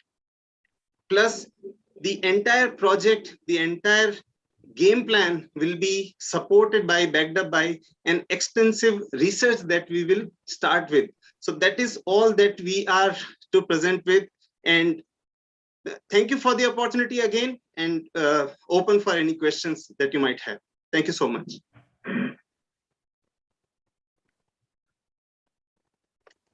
Thanks for your time. Entire Flipkart. I think you finished pretty well in the time. I think Rajesh has raised the hand. Rajesh, a question from you. Yeah, hello, hi. Thank you for sharing this one. Very good, nice project. I had one question in terms of people. You said that, people would be, upskilled or redeployed. But in terms of the type of work, if you are outsourcing transactional work, but the work coming in from UK is very high end, do you think it is possible to obtain upskill from transactional to such high end processes? We have to, thank you for the question. We have to first identify and segregate the activities, which are the high-end activities, which are the repetitive and regular transactional activities. The transactional activities is what we are proposing to outsource, and not just outsource. We are not saying everything has to be outsourced. It can be brought into more automation also, so that there is a bandwidth saving out of it. So just to add here, Rajesh, and that's exactly what we are trying to do in our current organization also. And what we are trying to do is that we have to, as a shared services, have to focus on what is important for us versus what is required to be done. And we want to carve out all what is repeatable, what is scalable, what is automatable, and what is outsourceable. And we'll do accordingly. I'm not saying there is a cookie cutter approach there. We can have different approaches there. But the idea is to motivate our people and to give them value-added work. We'll focus on things which are more strategic, more complicated, and more value-driven. Okay, thanks. Just taking that point forward, the real question here was that if you are freeing up capacity in the routine, mundane, repeatable work, is that workforce capable of being upskilled for the kind of work that you are trying to insource? Or you will have to do a complete churn of the workforce as well? And if yes, thank you, sir. I have your point. Thank you, sir, for that. Yeah, Pratik, if you want to take it up, please. Sure. So it is like every organization or every business unit has different kind of works. So when I'm talking about outsourcing and automating the mundane repetitive activities, there are stages where everybody will be picked up or upskilled to the another stage. So if there are people like 1, 2, 3, 4, and 5 stage, the 4 and 5 stage, the top people will get into this mode of transformation, while the 1, 2, 3 level stage will be, people will be upscaled to the level of 3, 4, 5. So that is how everybody gets to upscale also, everybody gets to get a job rotation also, and there is an overall transformation to the value addition. And just to add, I understand your question completely. So yes, there can be churn also, but it has to be a mix and match. There are people which need to be replaced probably. There are people who are willing and capable of upscaling themselves. And then probably we have to acquire some talent from the market to cater to specific requirements of the not only of the migration we are trying to do, but the kind of transformation we are trying to bring in the whole organization. Because a lot of it will be digitalization based. And probably in the current set of scenarios, we don't have that kind of a talent. And those capabilities sometimes cannot be even acquired by training and all. You have to be trained in those skills. Thank you. Thank you so much. Thanks, Sudeep and Prateek, and thanks the team Flipkart. Thanks for sharing your thoughts. Thank you, Rakesh. Thank you very much to you and your team for giving us the opportunity. Happy to be here. Look forward. Thank you, and all the best. And look forward to have your team continuing to the session and the votes. With this, we'll move to the next team, which is Team Hindustan Coca-Cola Beverages. Do we have HCCB team on the call? Hello, sir. Hi, Pallavi. Hi, team.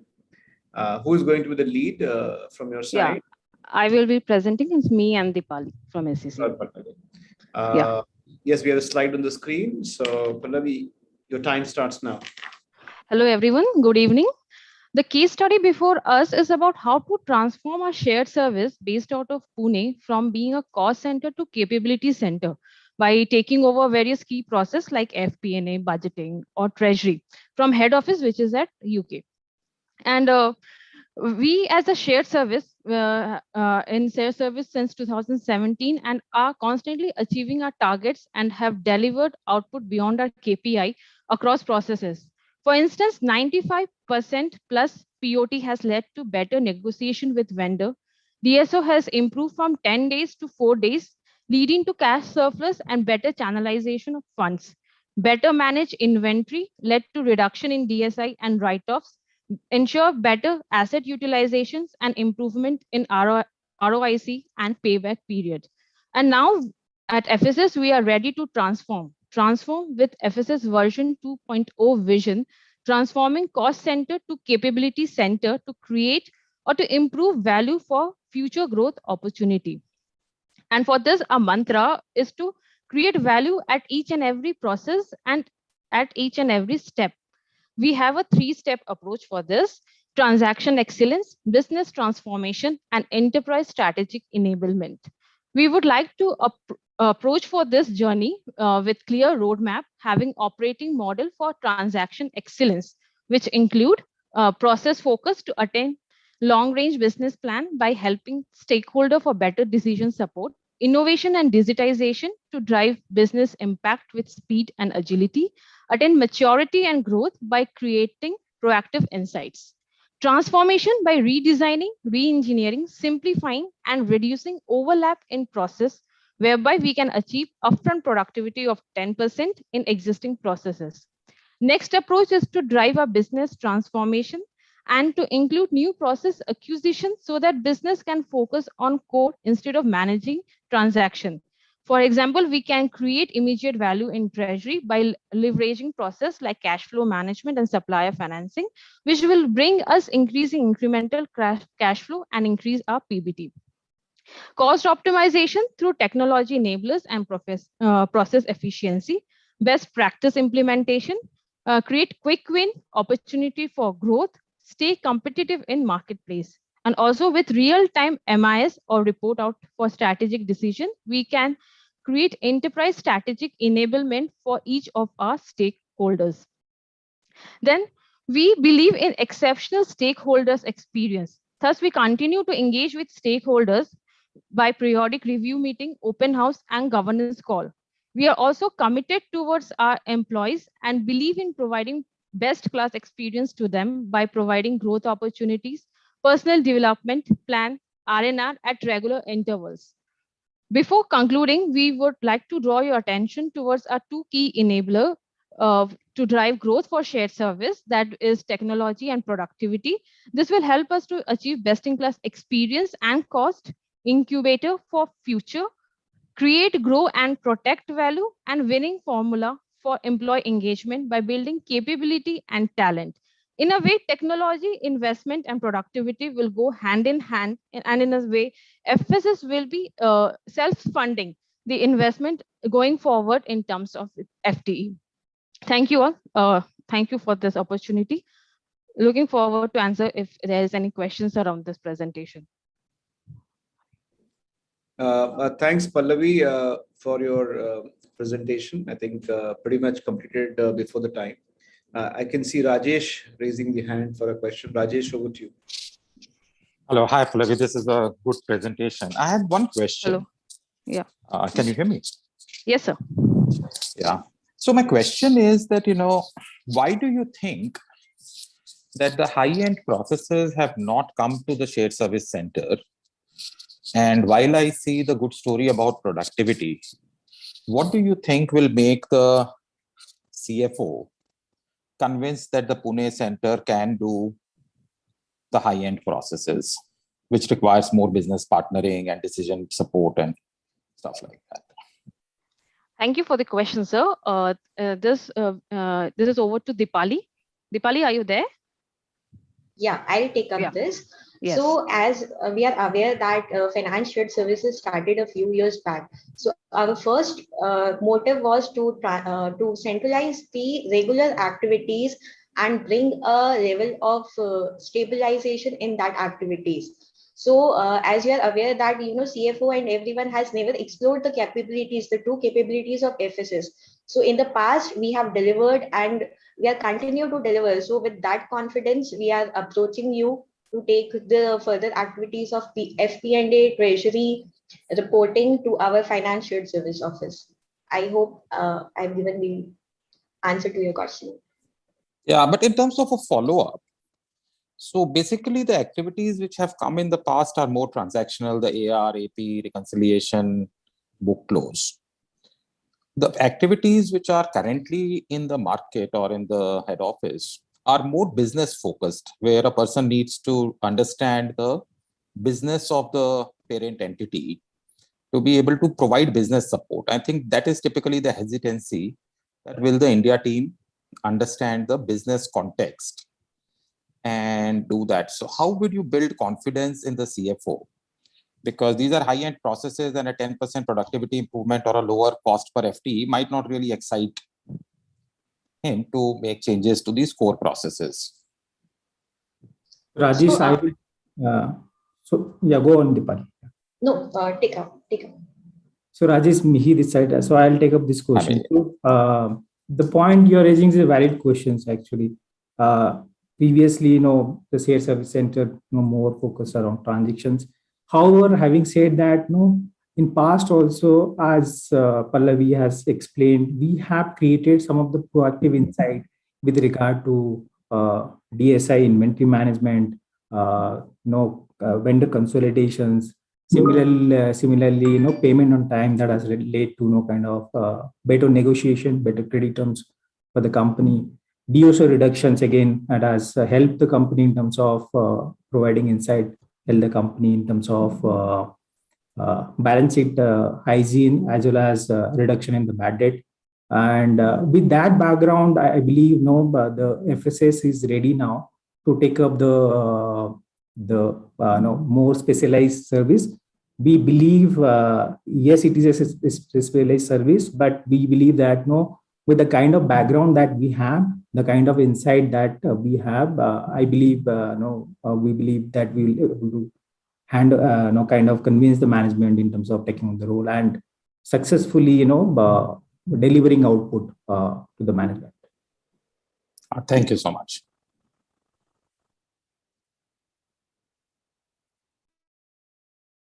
I have a simple point to check.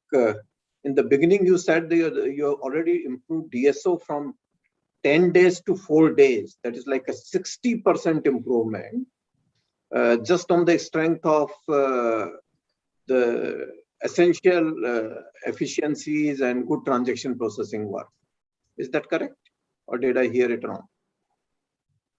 Yes. With good bit of MIS. No, I was basically confirming is 10 to 4 days is the correct listening. Yeah, that's the assumption. This number is not on the slide, so I just checked. Yeah, that's the assumption that we have taken. Okay.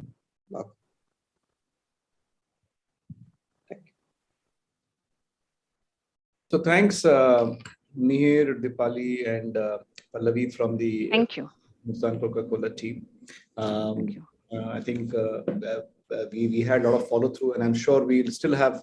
And sometimes what happens is we have our own views as well, and we are restricting ourselves as a jury panel member. Oh yes. To add to it, because we can go into another follow up and couple of more questions. So we are just trying to restrict with some questions, hear your thought process and leave it there in the interest of the time too.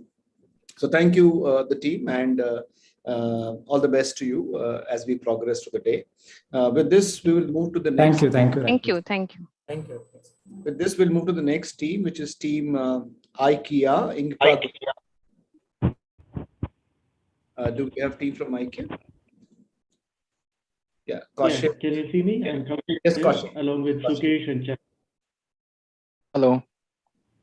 Can we have a slide? Hello. Charan and Kaushik, we can see you. If you have any more colleagues, we just see two of you.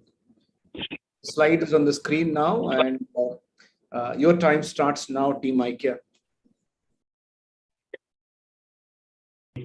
Service center into a business value center. We propose a 4-pronged strategy to run in parallel over 18 months to yield a net real saving of about $30.5 million over 5 years on an investment of just over $5.3 million.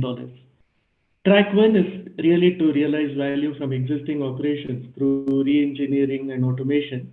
AR, AP, tech, payroll, while these are stable, we believe they are ready for the next level of maturity. We see a potential to deploy close to 50 bots across the processes. An experienced firm can work closely with our internal teams to design, develop, and deploy RPA capabilities. We recommend using powerful process mining tools to reveal variations and automation possibilities as well. And we think we can get a real net saving of $12.7 million over 5 years using these. Track 2 is essentially to order work from headquarters in UK. We see a potential to move close to 58 FTEs who perform FP&A, tax, treasury, reporting work. And within these sub-functions, there are various activities that are not strategic, but they need a little bit of business knowledge. And through secondment, through coaching, through getting people from the teams there, we see a good possibility to do this work. We also see a great possibility to attract talent from the wider Pune market and use skilled, high potential internal teams to do this work from Pune. Track 3 involves working with a renowned innovation partner like say EY or Accenture to help set up an innovation lab in Pune. And they can focus on using emerging technologies like machine learning, AI, etc. to solve business problems. And this could be on a build, operate, transfer basis. Being co-located with core operations in a startup ecosystem like Pune, we see there is a tremendous potential to test, learn, and deploy new solutions. It is estimated that they can deliver close to $5.4 million over 5 years by commercializing new operating models. Track 4 is really about rebranding, repositioning. As they say, change your name to change your destiny. So showcasing our successes, capabilities, the future roadmap, we should be able to reposition the service center as a trusted business partner, not just a back office. So closer engagement with other business functions like procurement, customer fulfillment will earn us a seat at the business table. And this is, of course, a great opportunity to be a poster child for other functions like digital, people services, supply chain, who may want to set up similar capabilities centers. Now, coming to the impact, a program of this size is like rebirth, metamorphosis, really. It will be intense, it will be painful, but if it's executed in a professional, careful, aligned manner, the organization comes out stronger. So the major impact is on people. People will lose jobs and livelihood. People who stay on will be stressed, morale will be low. Though we've budgeted for separation, that must be treated with great compassion, transparency, and consistency. People who stay on will need to upskill, and we should facilitate that, taking a leaf out of Amazon's wonderful Upskill 2025 mission. We should do something similar. In the short term, there will be turbulence. Processes, rules, tools, they will all change. Markets and business partners will be impacted. So in the program, it's essential that we manage the change, we manage stakeholders and communication in a very, very careful, continuous, aligned manner. In the long term, positive savings will improve shareholder value. The organization will become more modern, digital, robust, but it will bring in new vulnerabilities in the form of cyber risk and single location operational risks that we need to plan for and mitigate. But all in all, operations will be deeper, it will be wider, more end-to-end. They'll be more efficient, controls will be stronger. All in all, our strategy envisages a new, bold tomorrow for the service center. Thank you.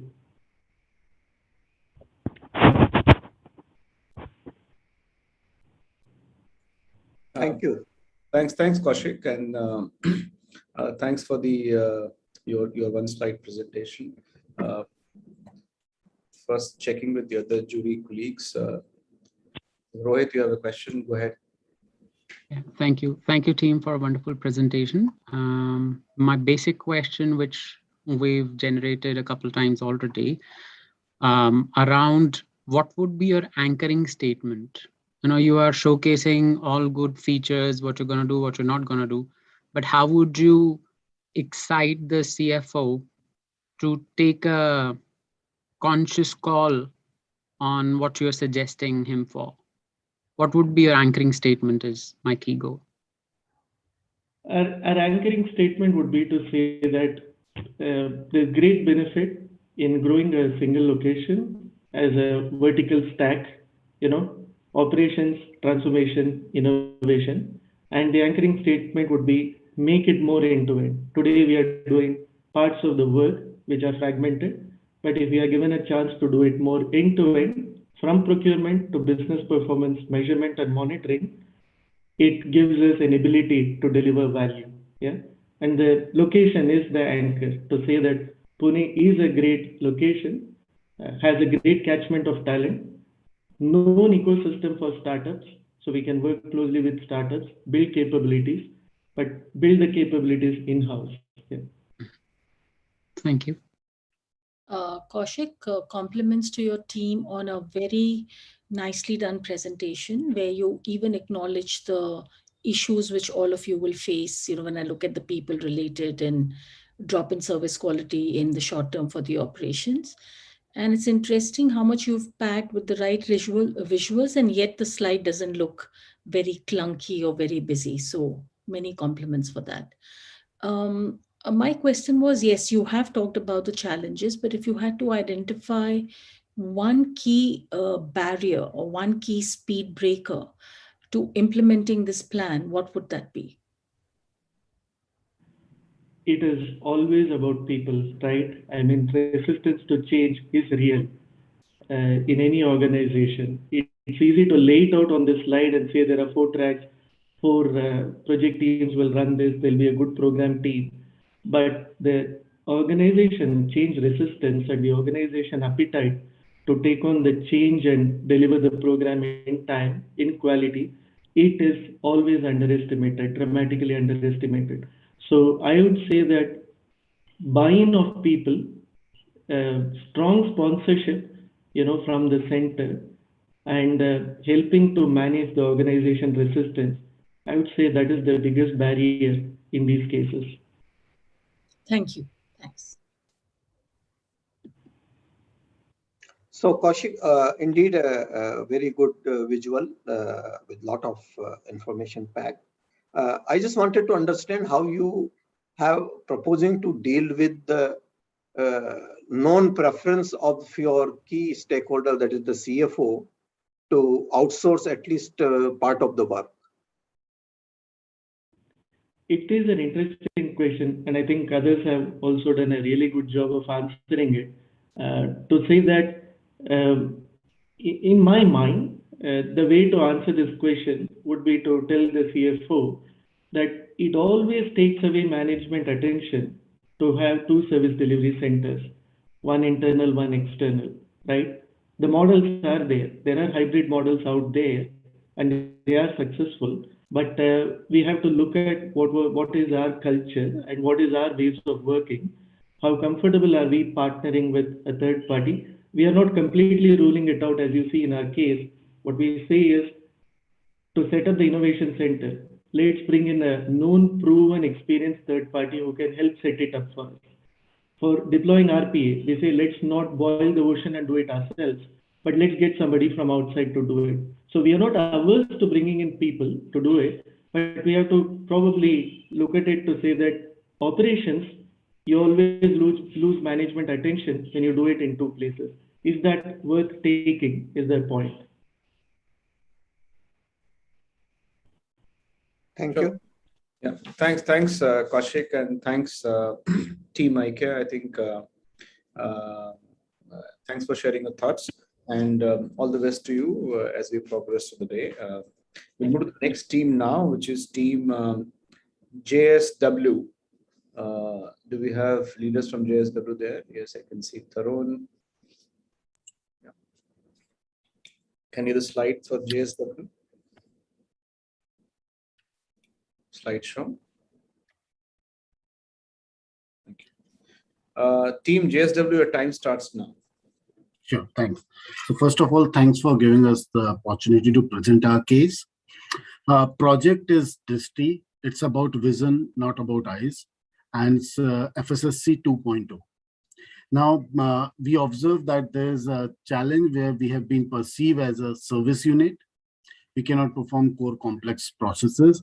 There's a high attrition and opportunity of outsourcing being considered.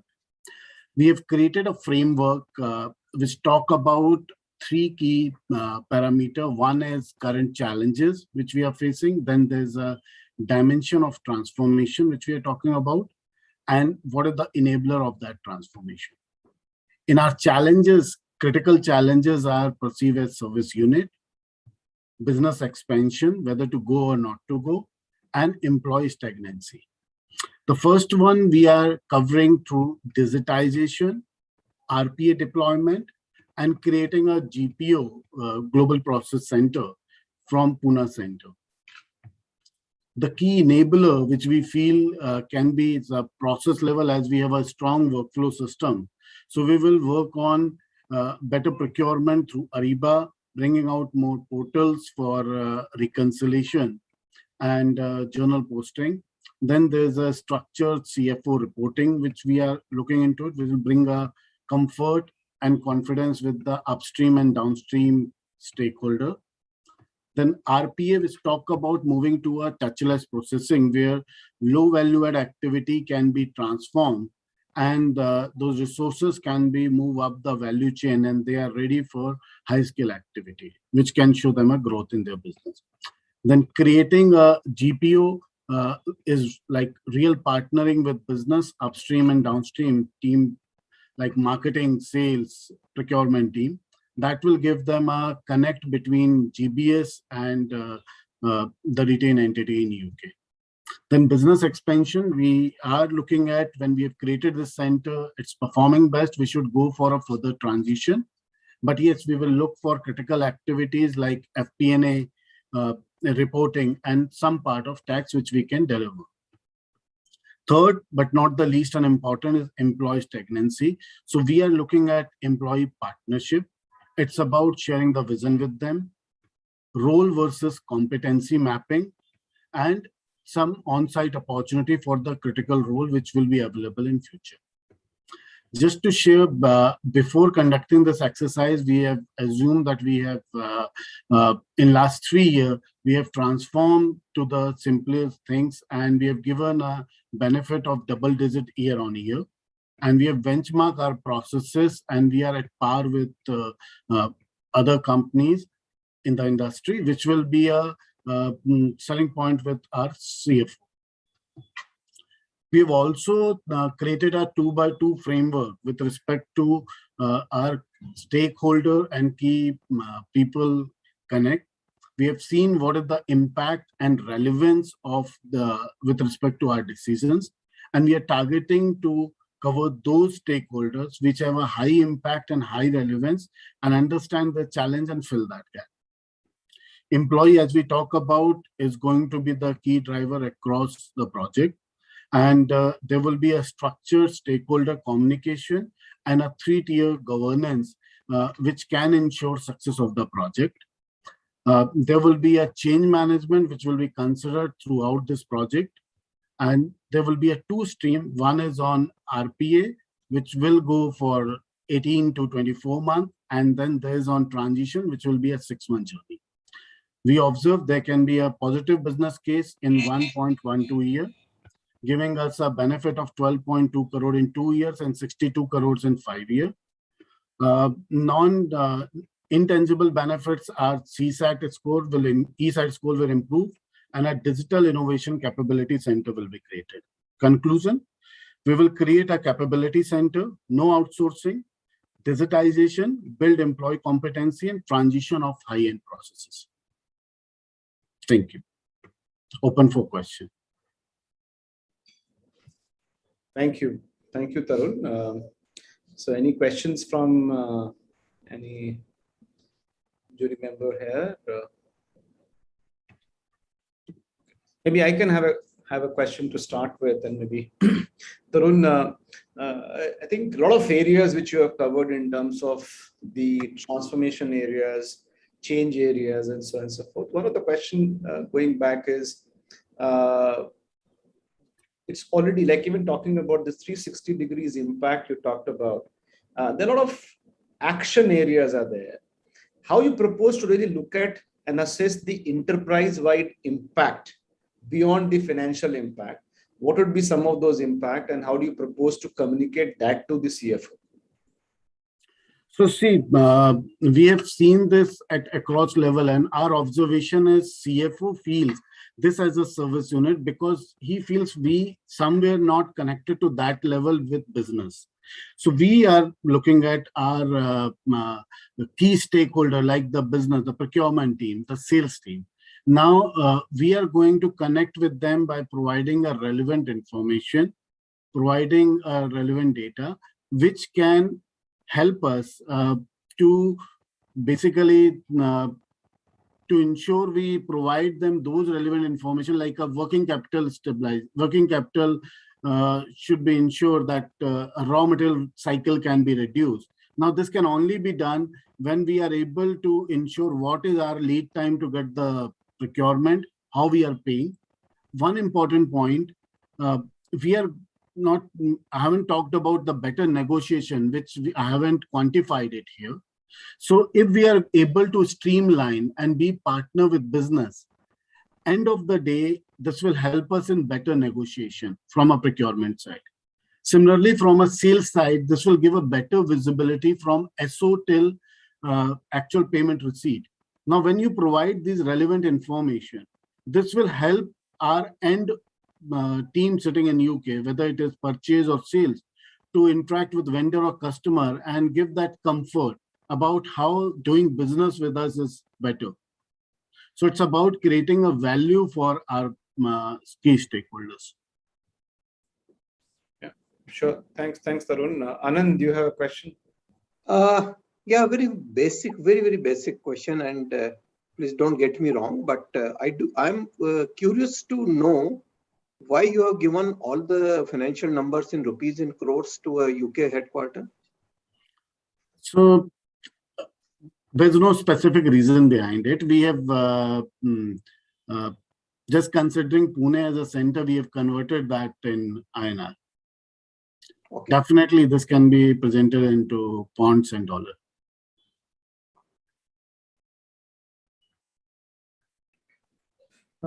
We still have 45 seconds. If any question, if no, then we can move to the next team. Okay, no follow-up. Great, thanks, Tarun and JSW team. Thanks for your presentation. It was nice to hear your thoughts. Thank you and all the Thank best. you. Thanks. Can we get the slide off the screen, please?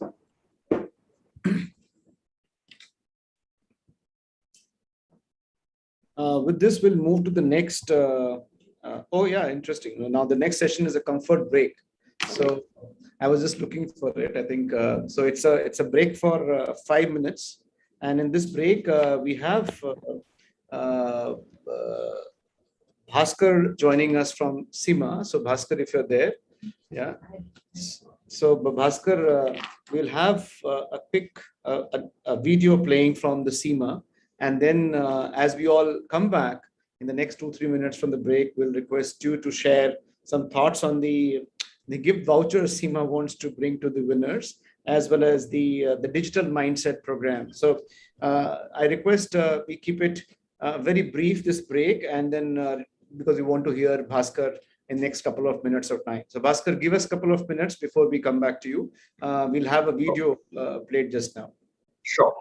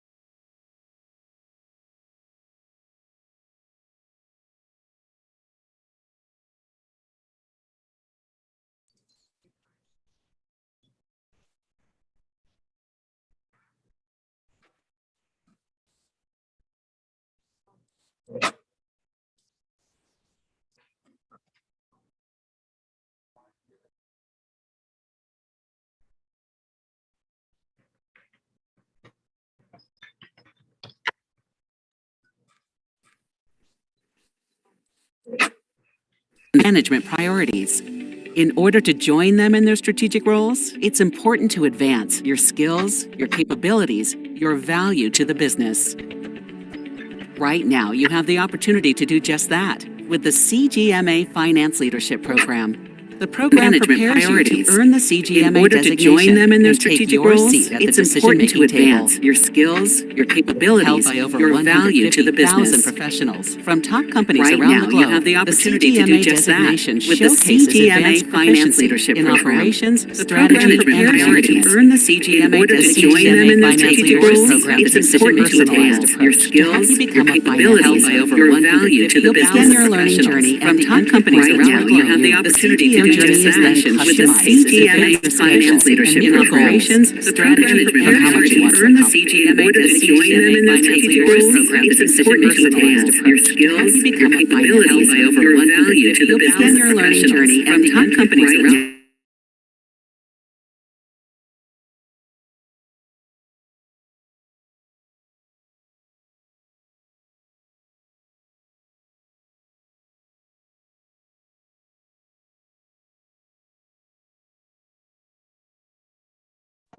Mike.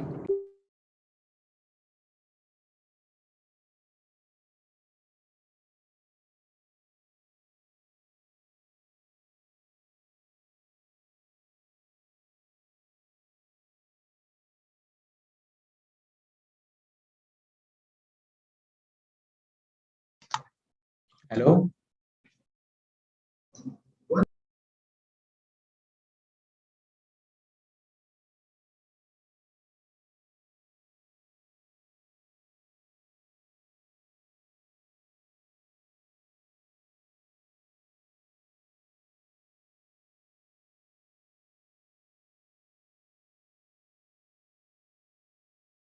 तो भी उधर unmute ही रहेगा, देखो ना। हाँ, यहाँ पे कुछ नहीं है। हाँ, अनम्यूट हो गया।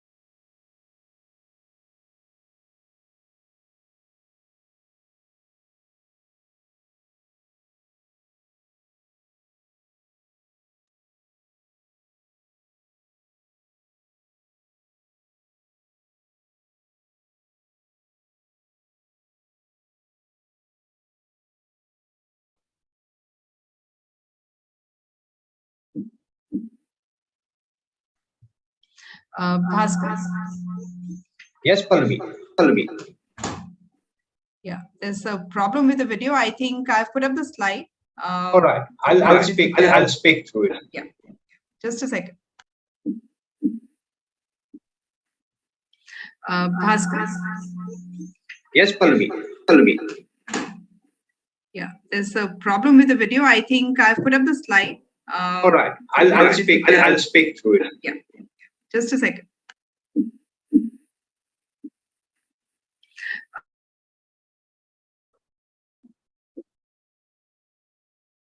There's a problem with the video. I think I've put up the slide.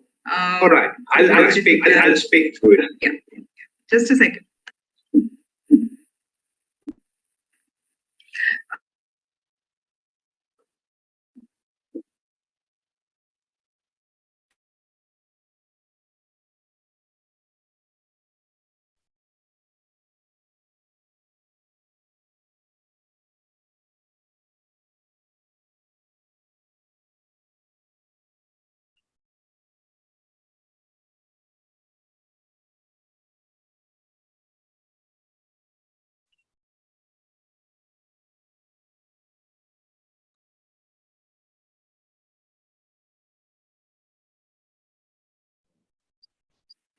Bhaskar, can you see the slide now? Yes.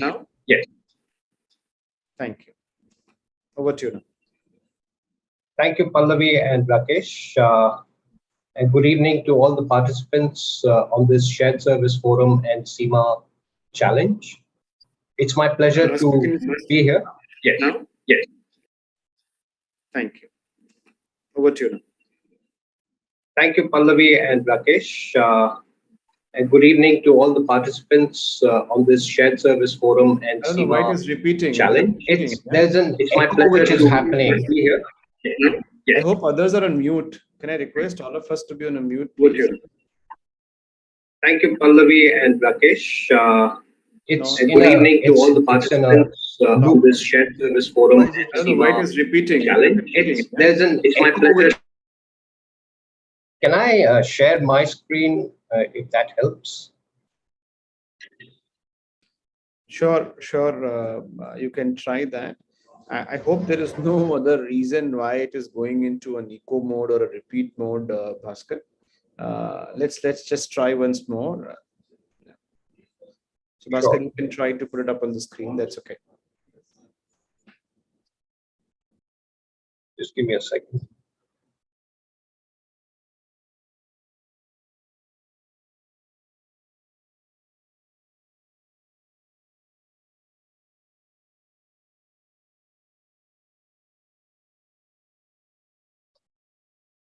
Are you able to see?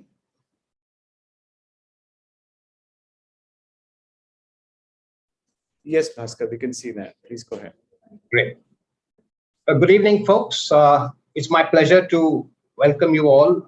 We've been through the first part of the Shared Service Forum and CIMA Business Challenge. From AICPA and CIMA side, we are very happy to offer to all the participants on this challenge a learning pack. It's called the Digital Mindset Pack. AICPA and CIMA, you're no stranger to being in the finance and accounting world. This pack includes a lot of the key topics that we've come to hear about in today's session and as also part of your presentations. Some bits about analytics, something about reinventing finance. So we've heard how to do capability building. We've heard how to build this business-focused mindset. And this is what is coming to you in a capsule, in a learning format. You would receive this within 24 hours on your email.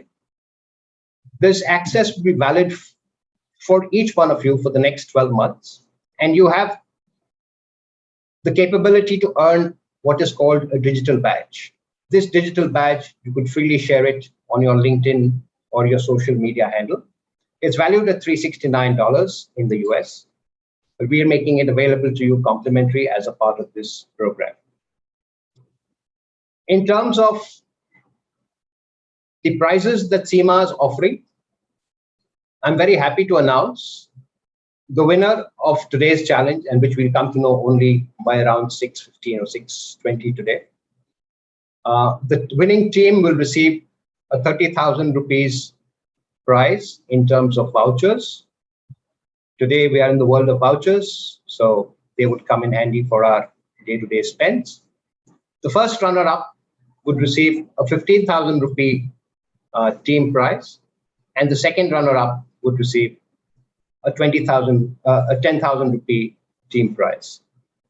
All participants would be awarded a certificate of participation in this business challenge. And of course, the winners would receive plaques and certificates as per their achievements. For any of these areas in finance and accounting, please feel free to connect with us. We are available on social media, through Shared Service Forum, and as two bodies of global importance, AICPA and CIMA. We are here to further the finance and accounting profession, and we look forward to connecting with you. Thank you very much, and good luck to the teams.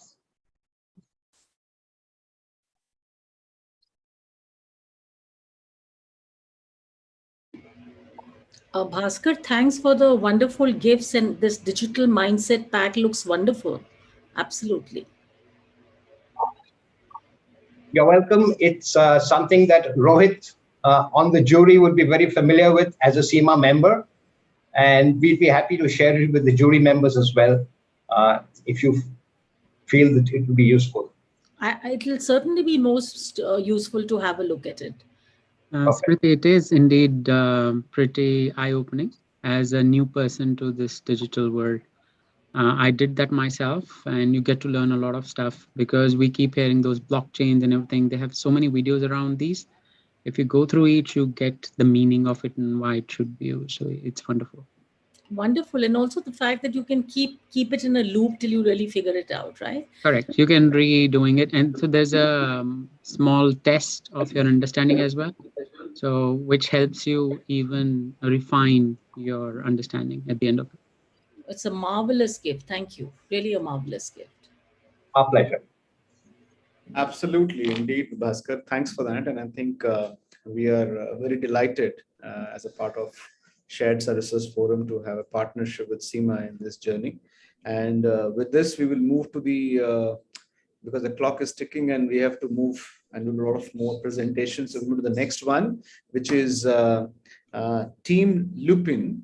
So do we have Team Lupin? Yes. Can we have your video? Yes, please. Are we visible? Yes, Audible? Yes, we can see you and hear you as well, Jigar. So can we have the slides for? Hello. Yes, thank you. We have the slide on the screen now. So Jigar, over to you. Your time starts now. Thank you so much. And we are Team Lupin along with our center, Mr. Lalit Singhal. And there is a business case which was given. 260 employees at Finance Shared Service Center, Pune, and 90 employees at HO, as you see on the left side, current state. And on the future state, the numbers are clearly visible. What we wanted to reduce the focus on the transaction processing. And then there are 3 more verticals which we wanted to bring, which is Digital Center of Excellence, Analytics, and Process Excellence. And this can be possible with 3 business BPM drivers: process, technology, and people. As rightly said in the previous presentation, there is a greater focus on technology and process, and with the investment of 2 crores in technology, because first thing is we need to have a new vertical. So we will add first 7 employees into our new verticals, which comprise of Digital Center of Excellence, Analytics, and Process Excellence. With the help of few consultants, we will invest heavily in technology and process improvements. And with the investment of 2 crores in technology, there will be a saving of 30 FTE. And then with the saving of 1 crore, there will be a saving of 15 FTE. So all in all, what we are seeing is out of 260 employees, we will transform this entire process and there will be a saving of 45 FTE. Now, this transformation will help our employees to motivate, because there is a problem that employees are feeling demotivated and then they do not see the growth. But once we have such verticals available, when they see there are greater focus on processing and technologies, then I'm sure the people part also will be taken care. So as you see on the right hand side, the current state 260 employees at Finance Shared Service Center, 45 employees. With the transformation, that bandwidth will be available. There will be hiring of another 7 new employees. So that is on the 260 employees. And then what we are seeing on the 90 employees and Finance HO, which is at UK, 70 FT worth of work can be transitions and 20 cannot, because we need a 20 FT or 20 roles at HO who will be front facing. So remaining 70 employees, already we have a bandwidth of 45. So only remaining 1 we will hire at a shared service center. So all in all, with the investment of 12 crores, again, amount is in rupees, considering this presentation is being made at a Pune Shared Service Center. But yeah, can be equivalently converted to GBH or the local currencies. But with the investment of 12 crores, there will be a saving of 25 crores from year 2 onwards, which includes the salary arbitrage of 70 employees with the 30 lakhs per annum. And all in all this will happen because of our people, because our people are our asset, and we wanted to invest more on people. So in people also there are investments where we are investing in people in 3 areas: in employee engagement, in learning and development, in talent management. And with this, over a period of 24 months, what we see is there will be a 23% of job rotation and role enhancement, because that's where the people see there is no growth. And with all these 3 verticals and then the investment in people practices, which includes the employee engagement, L&D, and talent management, what we see is there will be a 23% job rotation.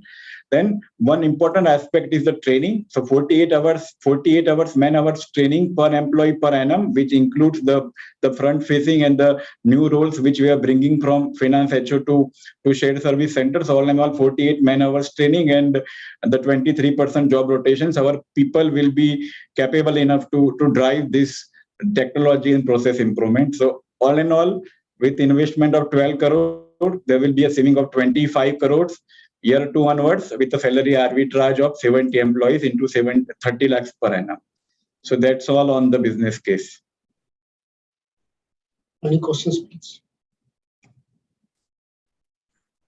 Thanks, Jigar, for this slide presentation. I think, yes, Rohit, you have a question, please go ahead. Thanks, Jigar, for a walkthrough.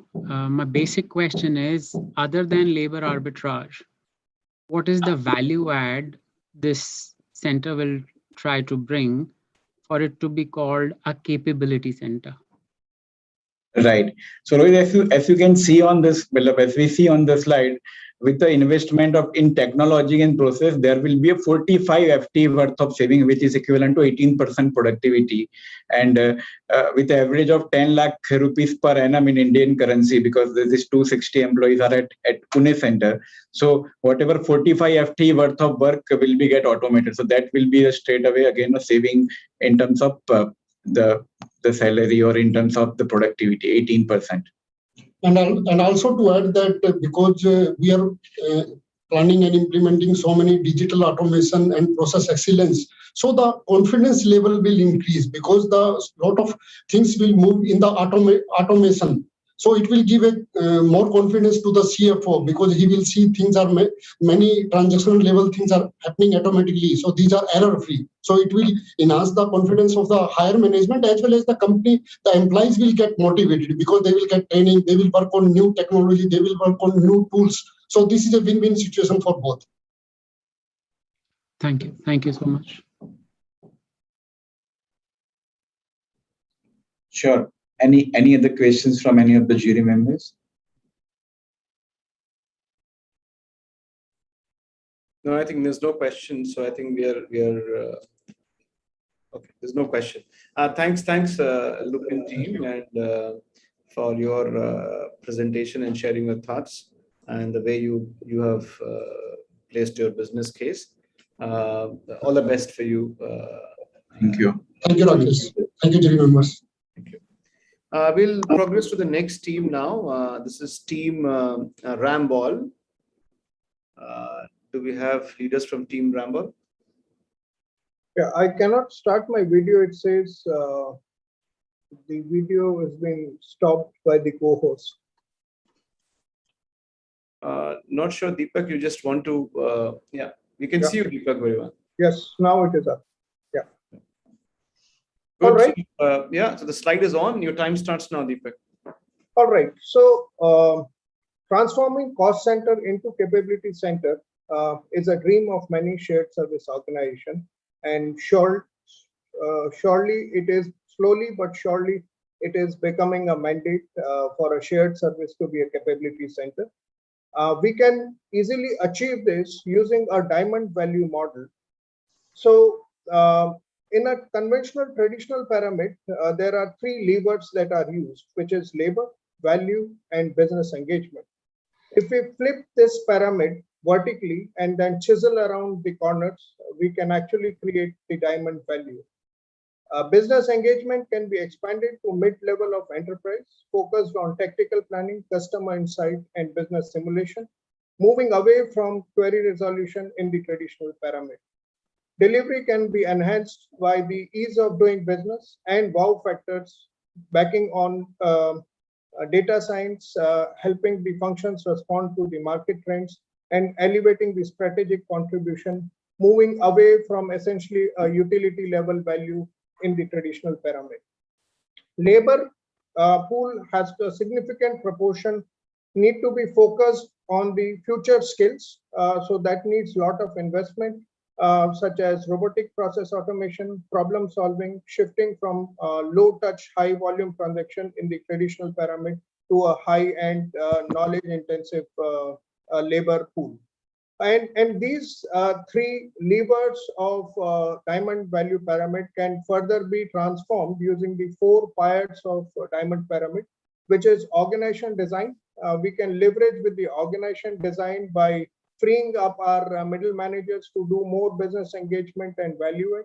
Subject matter expert can better be used through the center of expert by providing real-time customized experience with predictive insight at an unparalleled speed. Skill development, I said, is very important, and good thing is the average age of a shared service resource is around 27 years. So they are quite adaptable to change, and we can use gig economy to our benefit. Last but not the least, the program for collaboration needs to be promoted because it will help improve the workforce atmosphere, make it more flexible, creative, and productive. These will impact the enterprise as a whole. I'll ask my team to run it through. So one of the major area of impact is digitization, which can be leveraged for early month-end close.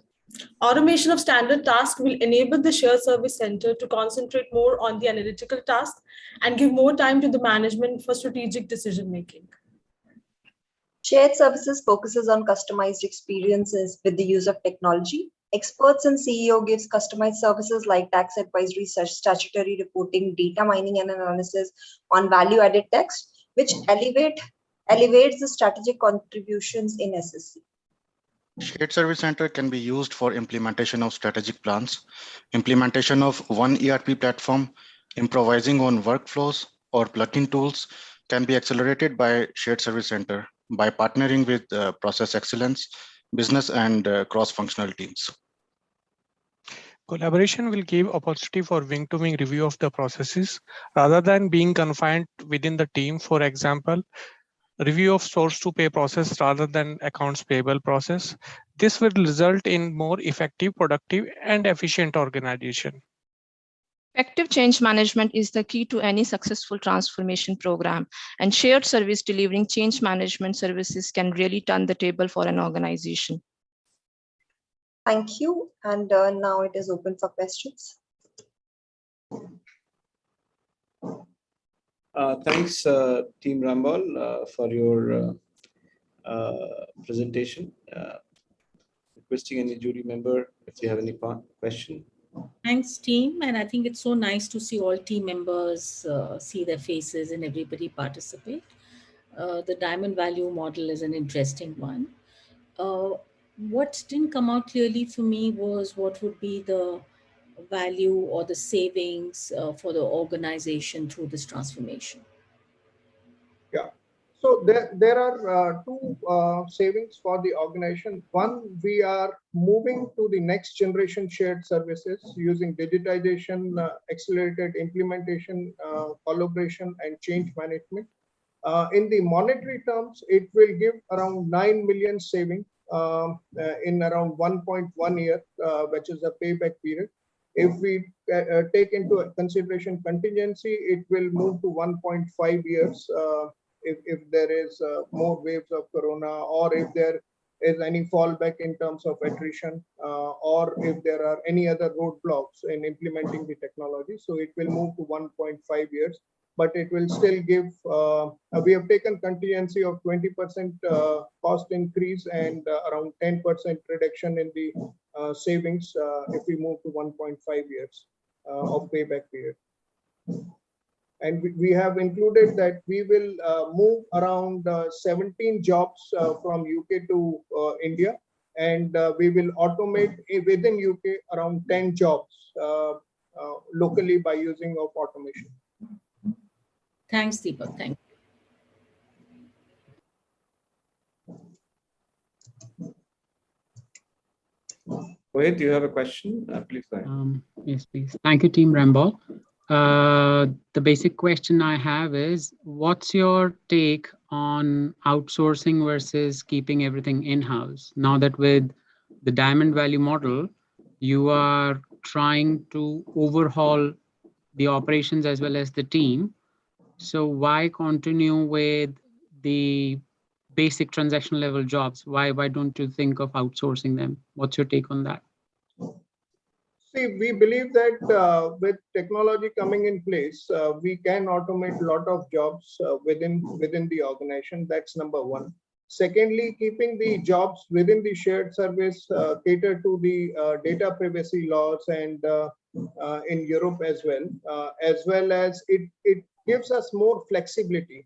A lot of organizations are growing inorganically today. So in case there is any other acquisitions, we can quickly then use the created platform to connect to the on new organization and get them onto the shared service platform quickly. So that advantage we will lose if we will outsource. So that's the reason we want to keep it in-house. And I think a lot of shared services and captive units have seen success in that. That's the reason you see booming of shared services other than the outsourcing. Outsourcing has its own advantage of readily available experts, but I think the flexibility will be killed if we just outsource. Thank you for that. I think Rajesh, you have a question? Yeah, I just have a quick follow-up. That, from a messaging perspective, can we say that, the headquarters should transition complex processes to Pune, but Pune should not transition transactional processes to an outsourcing provider? Does it create mixed messages? No, it does not. And the reason why I'm saying that is one, moving the process from UK to India will enable the UK team to focus more on the value add and interactions with the business as such. And secondly, by not moving, we are saying that we are not moving it to the outsourcing center, but we are very much in favor of automating what we do in the local shared services. So if we are automating something in UK, we are definitely looking to automate more through the robotic process automation, intelligence automation, and plug-in tools. So it is not, we are not saying that we will not automate in-house within the shared services, but we are saying that we will keep it within ourselves for the data privacy and flexibility purpose. Okay, thank you. Thanks, Deepak, and thanks, Team Rambol. It was good to hear your thought process. With this, we'll move to the next team. Thank you. And all the best to you, Team Rambol. Thank you. Is Tata Autocomp Systems. Do we have team from Tata Autocomp? Yeah, hi. Hi, Prem. We can see you. Good afternoon. Can we have a slide from Tata Autocomp, please?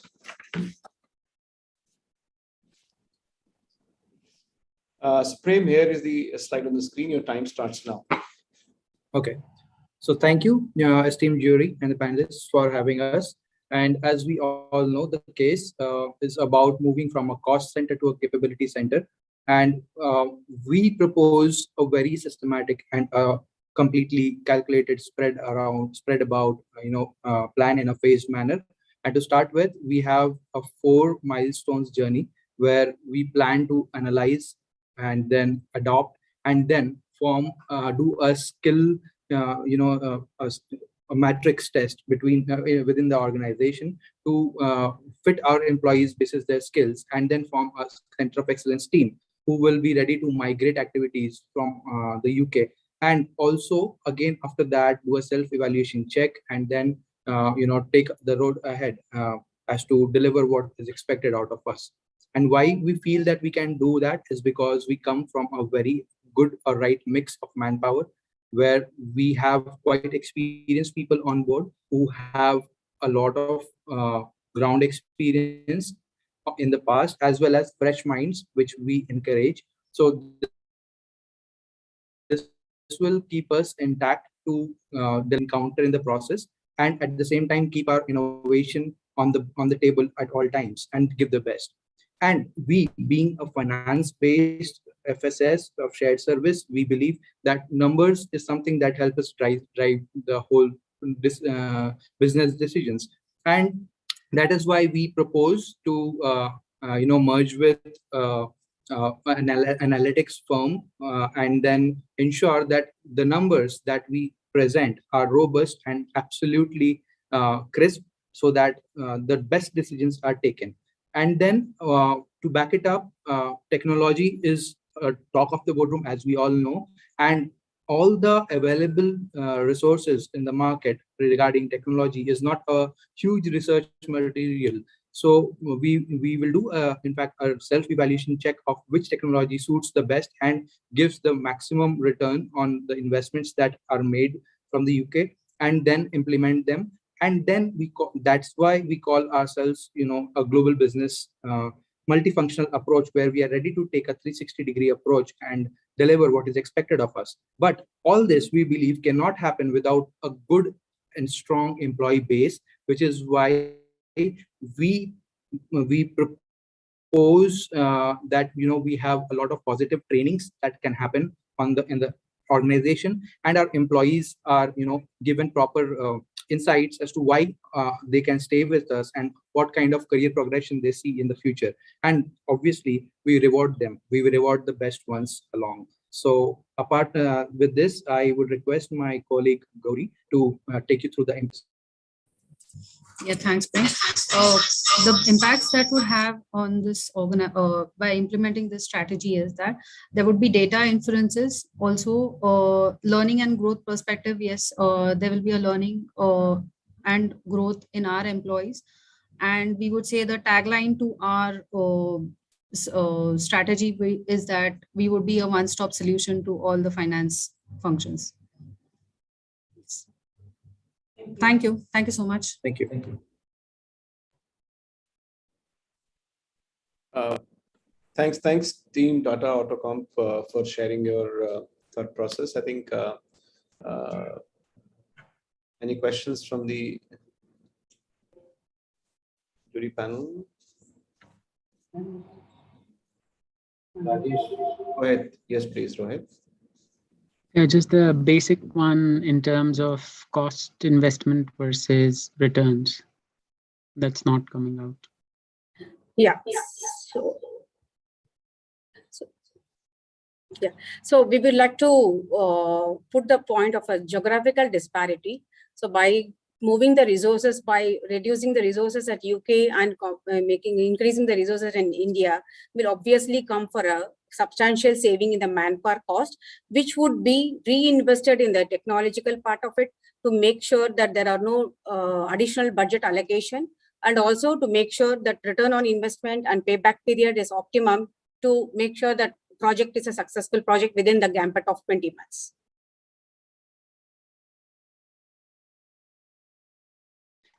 Just a follow up on that one, how the strategy is shared.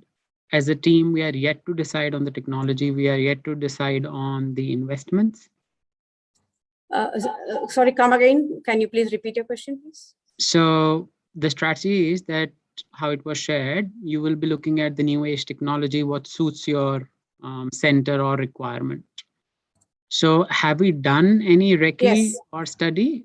Yes. So we would be investing more on the robotic processes. So robots being repetitive processes are being robotized. So we would like to put more repetitive work on the bots and keep the shared services more on the analytical and thinking and more on the exceptional part of it. So that is the way we leverage between technology and the manpower.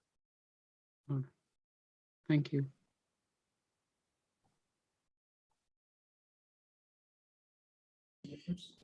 A quick question, Anand. Yeah, Anand, go ahead. Yes. I have seen something pretty interesting in this about centralized control of all processes. Yes. Would you want to elaborate a little bit on that? Yeah.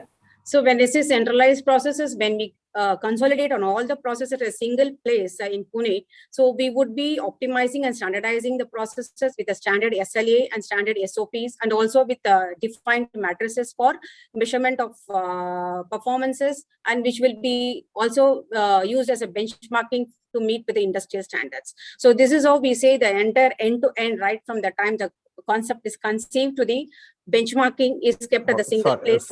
Sorry, then I misunderstood the word control here. Now I understand what you meant here. I thought control as finance people we understand.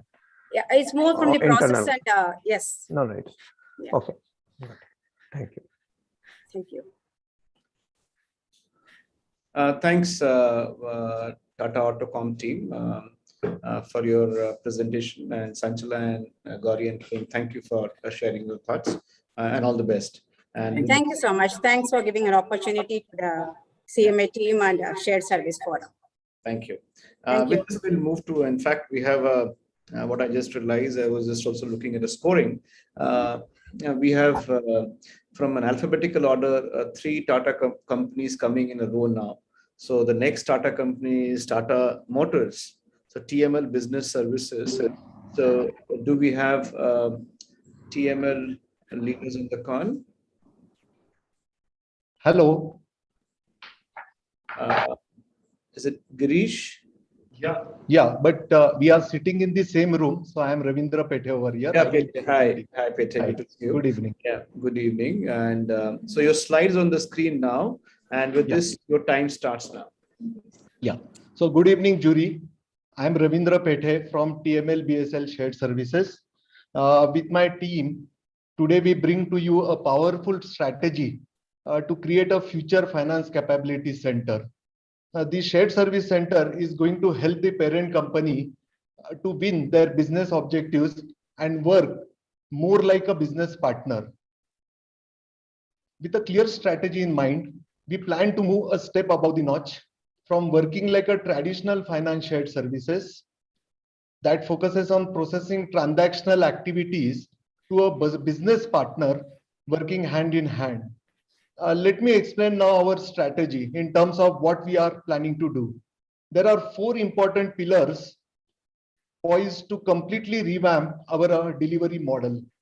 The transactional elements, which are stable and standardized, is outsourced through a 2-tier model to clear our bandwidth and enable us to work on a very important transformational ideas.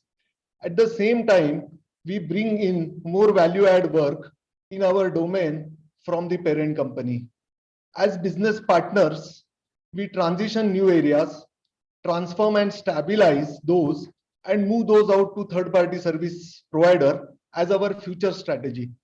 We are confident that we will be able to generate a payback around 14 months and saving of around 1.45 million GBP through outsourcing and through transferring the work from UK to the financial services in India. We believe that our strength of understanding the process, risk controls, and our team is capable of working with multiple stakeholders to achieve this over a period of 18 to 12 months. We have also highlighted, based on our understanding of the organization, multiple areas which we are confident will be able to generate value to the business. With the management on board and necessary investments taken care of, we will be capable of, we will be able to generate business value to the tune of rupees 5.5 million GBP over a period with a payback of 17 months. On future capability building and building knowledge center, we will work on 2 fronts. One is creating an analytical hub over here. Other is owning up and being accountable for customer experience. We need to delight our customers. With the help of our analytical and digital capability that we will create in-house, we will be able to give a better customer experience. To manage the entire customer experience journey, be it vendors or dealers or employees, because we are managing the entire life cycle of every finance processes touching the stakeholders, through along with the analytical team to work with external business partners. We can also work with external business partners to create that capacity in our team so that the robust delivery and capacity building happens simultaneously. The team will work with with the business to create a single version of truth for taking business decisions, which can be historical analysis or predictive modeling with different business scenarios using multiple tools and technologies, visual analytics such as Power BI. The team is capable to work with business and deliver business solutions, bringing in multiple savings, which may be more than the value creation zone. And we are confident to deliver that in next 1 to 3 years period. Thank you, everyone. We are open for questions now. I think thanks, Pete, for the presentation. You were just about to press the buzzer and you finished your presentation. So I think it was much on time. I think I just request if any member you have any questions. I have one to start with, and maybe I request others to add. I think if you can just share in terms of specifically this thought on the when you say the new transitions, and you were also talking about that you will keep moving the new work also after stabilizing at a point of time to an outsourced provider. Yes. Have you factored that also as a part of your business case? No, currently not, because the idea, the strategy basically is to bring in the work from UK, stabilize and standardize over a period of years, and then outsource it to the third agency. And we have done a global survey, okay, and through that we find that in the 90 people as a part of business case, there is an opportunity for insourcing around 50%, 45 to 50% of that is transactional, which we are not transactional, but which can be shared serviceable. And that basically we are planning to bring in, standardize, digitize. I find opportunities for digitization and then outsource. So currently in business case, we have not factored in that. Sure. Thanks for clarifying that. A quick follow through, and I know Anand has a question, but before that, you mentioned on this slide this industrialized analytics. Yeah. Just throw some light in terms of what kind of thought process you have when you look at this analytics and the way it connects back to the kind of a business or a value creation you're talking about. Yeah. So we have identified certain areas on the knowledge of business what the team has currently. Since I mentioned even though we are doing a transactional processing, the team has a good amount of fair idea of how the business functions.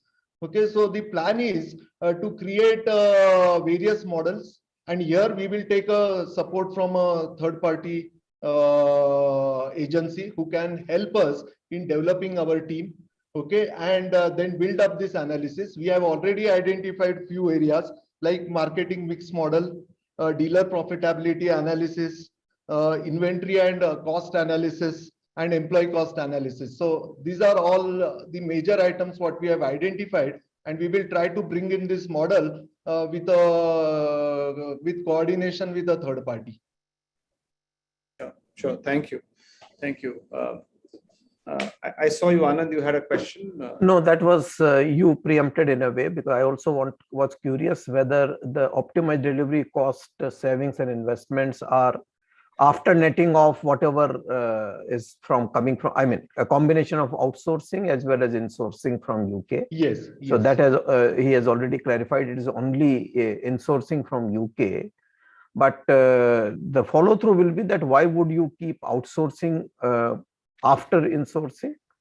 You would not need capacity to be freed up upfront. See, the strategy is designed in such a way that the current transactional activities move out. We bring in, as per the global benchmarks, we bring in the shared serviceable activity from UK to India. We do the digitization automation on that shared serviceable activity and then outsource.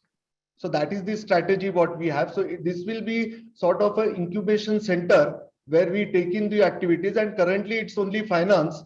But later on, we can look into, if this is successful, we can look into the other domains also. Okay. Thanks, the TML Business Services team and Pete. Yeah, thank you. It was nice to hear your thoughts. I think the kind of multiple perspectives you have brought in together into one page. It was very, very nice. Thank you for that. Thank And you. Thank you. All the best as we move to the next team. So the next team is Tata Steel Center of Excellence. Do we have the team from Tata Steel on the con? Yeah, hi Rakesh. Good evening. Hi Sushil. Hi. Yeah, hi Shrisha.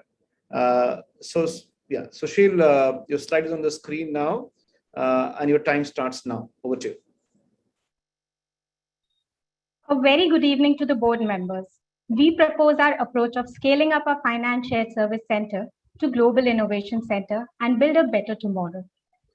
6 pillars of our approach are building new capabilities for high-end reporting and analytical capabilities, drive productivity through digital by optimizing human dependencies, introduce flexible delivery models to gain access to new talent, building a capability melting pot with future-ready agile talent, driving outcomes for business with insights on right KPIs, create an unparalleled customer experience through user-centric design. Our transformation approach will be delivered through 6 levers. Core expansion. We will analyze and outsource what is non-core and bring in more high-end work to create excitement. A focused value creation team will drive value-based projects. Considering scale of transformation, we would recommend an external program manager to support the change program. As second lever, we will adopt a digital-first approach where technology meets business to deliver 4 E's, which are economies, efficiency, effectiveness, and experience. A duplicate payment engine and AI-based expense audit tool will be unique offerings deployed to protect duplicate cash outflows and control costs. RPA will be deployed on top of process mining capabilities to automate broken processes and create RPA citizens. Natural language will be leveraged for automating standard reporting. To improve effectiveness, a data warehouse will ensure single version of truth for all data points. This will be pivotal to our success of creating a data-centric organization. We will bring in virtual reality in our reporting, both internal and external. In a first of its kind, a VR experience will be set up, demonstrating capabilities to business heads to significantly aid change management.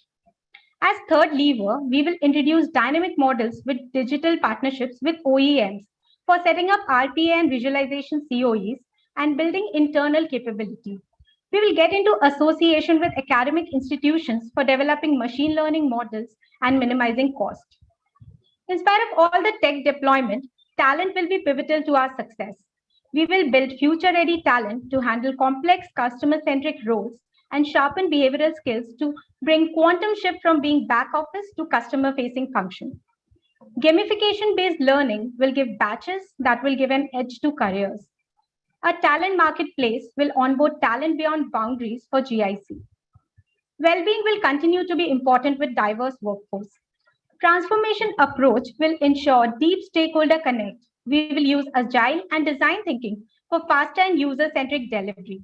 Our key mantra will be communicate, communicate, communicate. We will build data-centric decision-making culture by providing insights through energy-led reporting and self-service analytics set upon near real-time data. With these 6 levers, we will expand our core with a digital-first approach through dynamic models led by talent, enabled by transformation, and creating insights and experience. A 3-tier governance mechanism will ensure program success and mitigate various risks. This approach will deliver tangible value and act as a fulcrum of business transformation. A second-to-none stakeholder experience will be delivered, committing us to a better tomorrow. Thank you. Sushil from our team will address the questions, if any. Hi, thanks, Swati, and thanks, Sushil and Tata Steel team. I think you covered pretty much your content within the allotted time. So thank you for that. I just check with first my jury panel members if they have any questions before I take. Any questions? Yes, please go ahead. Thanks, Tata Steel team. Thanks for a very nice presentation. I think this question has been asked before, that how do you intend to bring in the high-end work? How will that confidence come? That's an intention, but will that really get materialized? Yeah, so that will be addressed through three-pronged approach. First, we will identify high-skill resources within the function, because in a transactional setup also there will be some talent that can do high-end work. So we will identify that talent and upskill them. That is one. Second, we will get some bit of talent from the external market as well. So that will be the third thing. And the third approach is that we are also setting up a talent marketplace, which will mean that some of the onshore people can also work and deliver for the shared service center, irrespective of them being operating out of that location. And we have not considered a very aggressive shared retained strategy for our business case. Thank you. Thanks.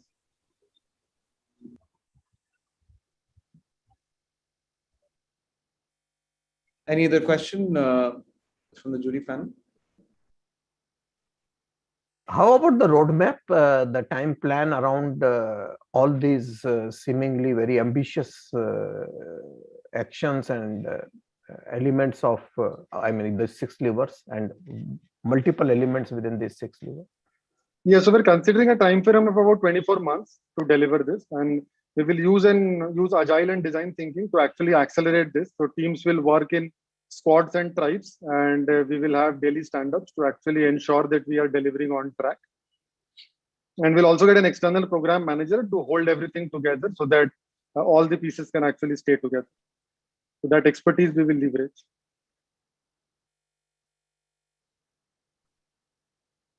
Okay. Thanks. Thanks, Team Tata Steel, and thanks, Sushil and Swati and Shisha. I think it was a nice presentation with a lot of excellent thoughts and nice visuals too, the way you're looking at multiple combinations. So thank you for that, and we'll move to the next team, and all the best to Tata Steel team. Thanks, Rakesh. Thank you. So we're moving to the next team, which is VE Business Services, which is Volvo Eicher commercial vehicles. So do we have the team from VE Business Services on the call?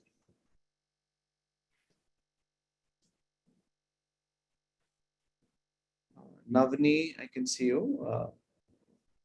And Varun, yeah, okay. Hi, Nitin, good to see you. Okay, so the slide is on the screen. So over to you, VE Business Services team. Your time starts now. Good evening, everyone. So our proposal to the case study is reposition the SSF Center of Excellence and business partners and investors. So the problem statement on the case study, we had 3 problem statements. The one was plateau growth. The second was the perception about SSC handling the transactional and looking for the outsourcing activity. And third was the talent motivation of the people. So the basic strategy that we put around is the focus shift from a functional expertise and process expertise to an enterprise performance management. So we would reposition the SSC the management to contribute to the enterprise performance management. And for that, there are 4 pointers metrics. One is to shift the approach from a process-driven to process agility. So now, once you have standardized and set the processes, now it's time to connect with the business and bring in process agility to have the diverse business views. Realigning the matrices with the key business drivers. So moving from a transaction matrices to the value matrices, the end-to-end value deliveries contributing to the business. So redesigning your matrices. Third, the basic contribution that we see is process re-engineering and transformation. So this would be the co-creation and co-ownership with the business teams. So lastly, most of the shared services we assume had been into setting up themselves and the improvement around the productivity and enhancement. But now it has to be co-created along with the business team to drive end-to-end value. So the ownership would be higher and the business benefits would be more valued by the business team. And at the end, retaining the soul and heart of the SSE, sustained productivity improvement through the automation like RPA and other AI tools, on these standard processes, which would free up your bandwidth, take up the higher roles and opportunities. In terms of mindset change of the management to handle the complex roles, so it is like, as I mentioned, onto the aligning with the key enterprise priorities, talent pooling up skills on the higher role.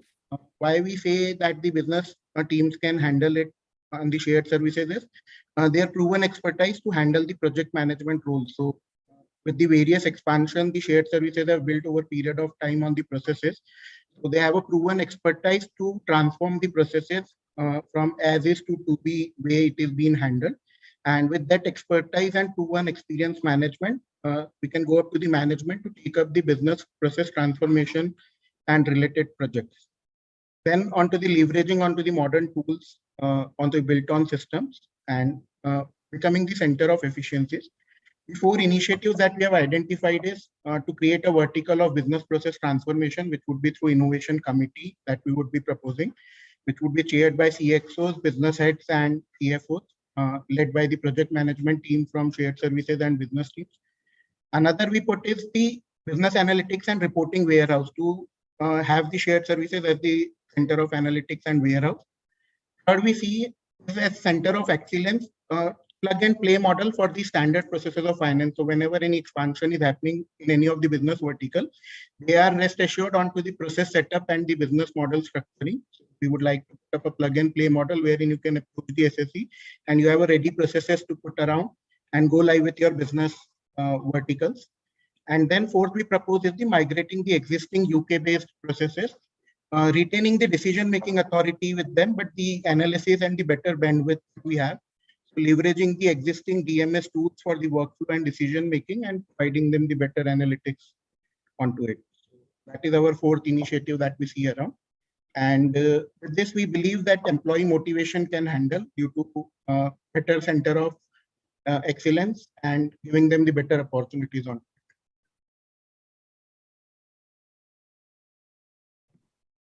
So with this, I put the jury on the questions. Yeah, thanks, Varun and the team for sharing your thoughts. I'll just check with my fellow jury panelists if they have any questions first.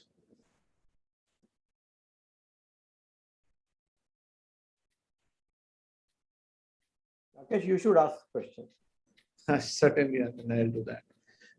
Okay, so I think one question from my side, I think I was looking at is, the one element of the entire case story was that this shared services is a matured shared services. It has plateaued over a few years of time. And the CFO in the headquarters have a bit of an apprehension in terms of that they can provide more value-added work or a front end processes to the Pune center, and they are contemplating to even outsource. What has been your assessment in terms of looking at the whole context of outsourcing? Because there was a strong preference by the CFO to look at the outsourcing. So what was your strategy? How are you trying to address that preference of the CFO? Okay. So on the outsourcing pointers that we had, so we had 3 basic pointers to the management team. One is retaining to the customized process and aligned to the business vision. So since we had built this shared services with a vision to have it, and the customized processes aligned to the business objectives. So the retaining the heart of the original why the SSE was being created. The model of outsource would have always been available at that point in time until now. So with that, the deliverables are the same that we have.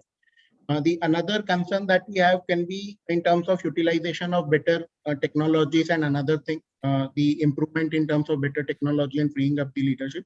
So the skill set would be used to the project management role, and the use of technology can be handled through the innovation committee and other things, wherein we can take the technical expertise of the resources, but then retain the processes within the facility. So we take the advantage of better technology, but then the core transactions remain with the SSEs.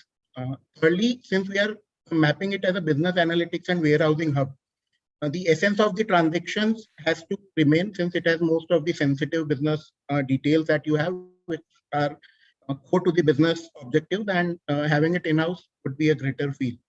And lastly, we have positioned ourselves to be agile and cost effective, and we always put ourselves as giving the efficiency of at least 25% better than the outsourcing with added value benefit in terms of cost and other things. So if the objectives of transactions are meeting, if from a cost perspective we are better, and the added value benefits that we output, we believe that management would be able to rethink on the outsourcing activity. Just a quick follow through on that, because you're talking about a lot of things to be developed in the shared services in terms of the capability, in terms of the technology, etc. What is the kind of overall time plan you have in the mind to achieve the overall outcome from this initiative?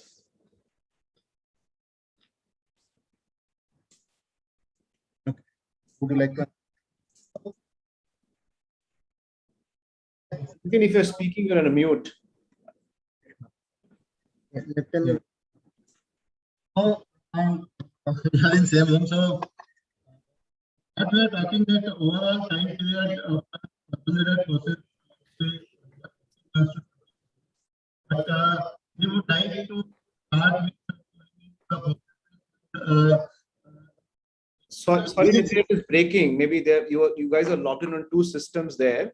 So there's a bit of an echo. So maybe you can just log off from one system or reduce the. I think there's an echo. We can't hear you.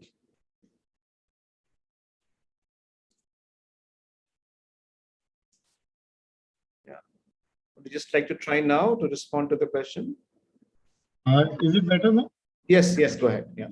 So what we are saying that the overall time plan is 18 to. So we would like to start migrating processes one by one next 6 months. We have identified the processes can be migrated along with working with so we identified a couple of processes with them. We plan one by one in next 18 to 20 months. Yeah. Okay. I think it was still a bit of a disturbance there, but we could manage to hear the thought process. We're talking about 18 to 24 months. Thanks for that response. I think with this, we have reached the overall time for your session. Thank you, the team VBS, for sharing your story and thought process and approach. It was nice. Thank you. With this, we'll move to the next team, and all the best to the VBS team.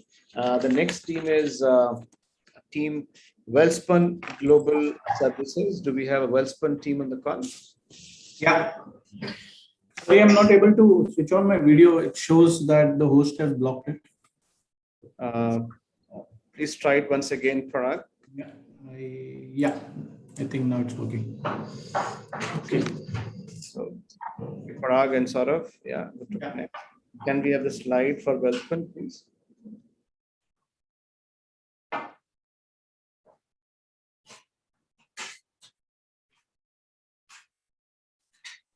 Okay, good. So your slide is on the screen now, and your time starts now. Over to you. Yeah. So good evening, jury members, and thank you for letting us give this opportunity. We have made a very crisp one out of it, purely encompassing against the title, which is Transformation of Cost to a Capability Center. And since we had the case study, we did mention about this is a more of a matured captive shared services, which has passed its gestation period of 2 to 3 years. And now that they have reached a plateaued scenario, the company is more or less in a situation of worry that how do we transition the whether we hold the services back with the captive share service, or do we move it outside to a scenario. So we just picked up 3 simple key PPT, what we call as people, process, and technology. And that is, these are going to be our key levers to transition or transform it. So quickly moving to the people part of it, as we read in the case study as well, people were not motivated, and that is the result that if I'm doing some redundant job activity, so I don't find any value in that job as an employee as well. So how do I do that? So it generally starts from right from the top. So we need to have we have a plan to have a focused value driven leadership, which will also mean that a visionary who can actually drive to maintain the tempo which is going on in the shared service rather than just having a mundane transactional activity. While we do that, we also need to focus, or which we would focus on, the structured learning and growth for an employee. For me, probably a vertical growth within the organization may not enrich me as much, which would give me a lateral movement or a change in towers, or moving to what we call in our world as value lab, which is nothing but process excellence. So how do I channelize or engage the employee around that?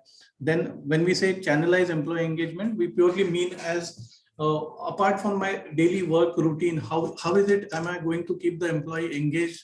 One is by telling him in what organization he is working and how he should be proud of, or more or less organized about.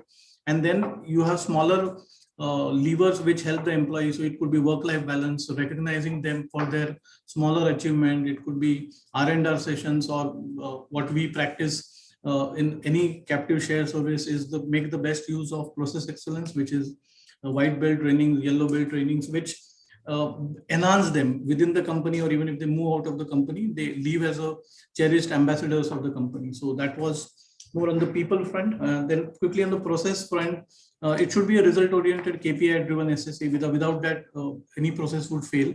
And coupled with that, since you are in a captive shared service, you need to maintain a certain level of governance and stakeholder management. While doing that, since we are again pushing on lean approach of shared services as well. Now, these two, people and process, wouldn't work if technology doesn't support you. So having a great sense of adoption of RPA and artificial intelligence will help this. That will give us the productivity leverage also. Impact, if I quickly look onto it, that integration of service functions, which drives synergy benefits for any shared service. And the shared service generally always acts as a catalyst for growth and efficiency. So a standardization benefit, which eventually leads to a cost benefit as well. So in and all, if we summarize it, so this people process technology will strengthen my position, and then that is the impact which we are going to drive on as we move along to 18 to 24 months period where we are going to stabilize the operations there. And that's the reason deliberately we didn't add any value in terms of rupee value or dollar value to our proposal. And as a team, we firmly believe that this is what is going to drive us to closure of this. Thank you. Thanks, team. Well spun.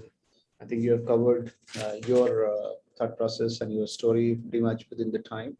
I request if my fellow jury panelists have any question to check with Wellspun team. Thanks, Rakesh. I think I have a question. Thanks for the presentation, Parag.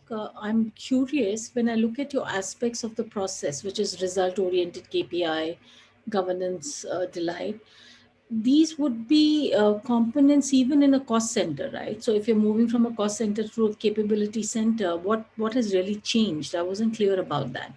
Because if you're looking at a presentation on cost center, even then we would have had similar process components, right? Yeah. You would still be KPI and governance and stakeholder delight. So what is really different as you're transforming your shared service centers?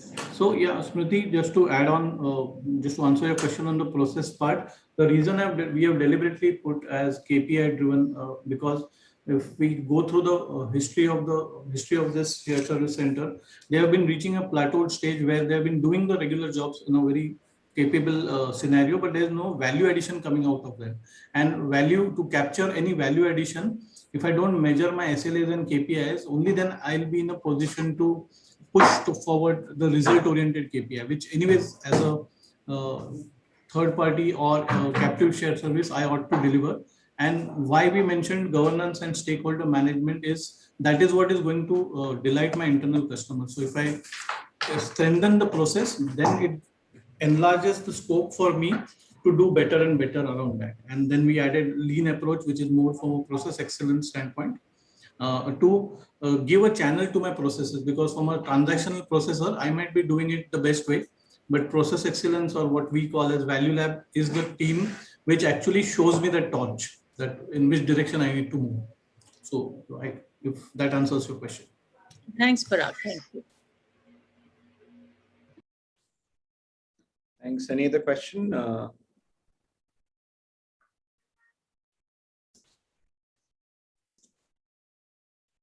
What's the kind of value or a business impact we're talking about in terms of, do you have any thought process in terms of the pound value, dollar value, in terms of what kind of a business impact this entire initiative will result into? And how are you addressing that part? So Rakesh, again, a deliberate attempt from us not to put a value, rupee value or dollar value here, purely because we are talking about a captive share service who has been there for some time, done the activities for the longest time, and they know what is to be done. They just need a direction. So again, we are moving back our direction to the process and technology part. If I have read the case study rightly, they do have the required technology and available tools. They are just not implementing that. So we want to first channelize and standardize that, and then look at value, rupee value savings out of that. First, we stabilize the process, because we are at the stage where probably the business might get pulled back and transactions might move to a different share service center. So we focus first on stabilizing and then running the show that way. Sure. Okay. Thanks for your responses, Parag, and thanks to the team Wellspun for sharing your thoughts to the challenge. Thank you for your time. And with this, we'll move to the next one. And this is also the last in the list. This is Team Whirlpool. Do we have Team Whirlpool on the call?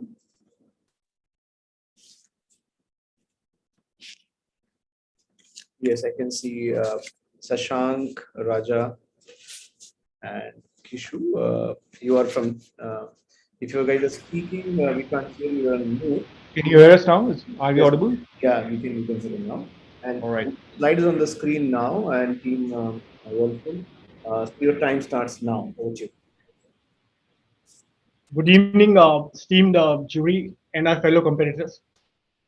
I'll start right away with the problem statement. So what we understood very clearly is that the center is not doing pretty well in terms of generating the value which the leadership is looking for. Attrition is high because the morale is down. There are not so many opportunities available to the employees, and which is why there is a saturation kind of an environment which has been created, why people are not finding it suitable in terms of more of a career option.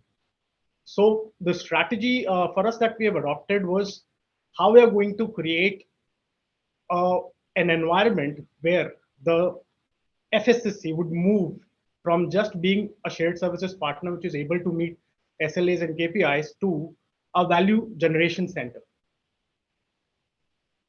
That is also going to be an important factor where we are going to focus on creating a pool of talent which is going to allow us in terms of taking the center to the next level, because the problems that we are facing right now is that people are disengaged. Transition could be a problem because of the kind of situation that's going on across the world. There can be drop in service level because people are not motivated. We may will have to reskill the people to keep them motivated, at the same time making them focus on the SLAs and KPIs. And the most important factor, customer experience is not that great. So the solution that we thought that we're going to opt for is that we are going to focus on three major areas. First, that would be the project management, which is going to be a very strong pillar for us to deliver the value.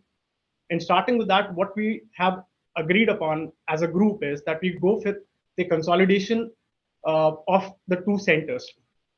So the complex processes which are working at the head office, we will bring them together under one umbrella, and we're going to take the FSCC to the next level journey where it will be converted into a value delivery system. Basis that, we're going to bring in fresh talent in terms of L&D partners who will help us create robust processes, SOPs, exception trackers, refresher trainings will be done for the talent. We're going to bring in project manager who's going to help us lead that particular project in the right direction with the necessary control which is required. Then the next would be how we are going to do the retention of the talent. So that's what we have agreed upon is that maybe some retention bonuses would be the key, along with the communication that we are going to do to the larger audience in terms of what is coming to their way. Even if we choose between outsourcing or a captive business strategy, in both the ways, people are going to maybe lose the job or will be offered a new skill, which they will find difficult to acquire on. So that's the reason upskilling is going to be the another key factor that would be focusing on where the L&D team would come in to the benefit. Basis that we'll be creating the customer experience which will be required, because we'll also be gathering the feedback and understanding how things are moving on.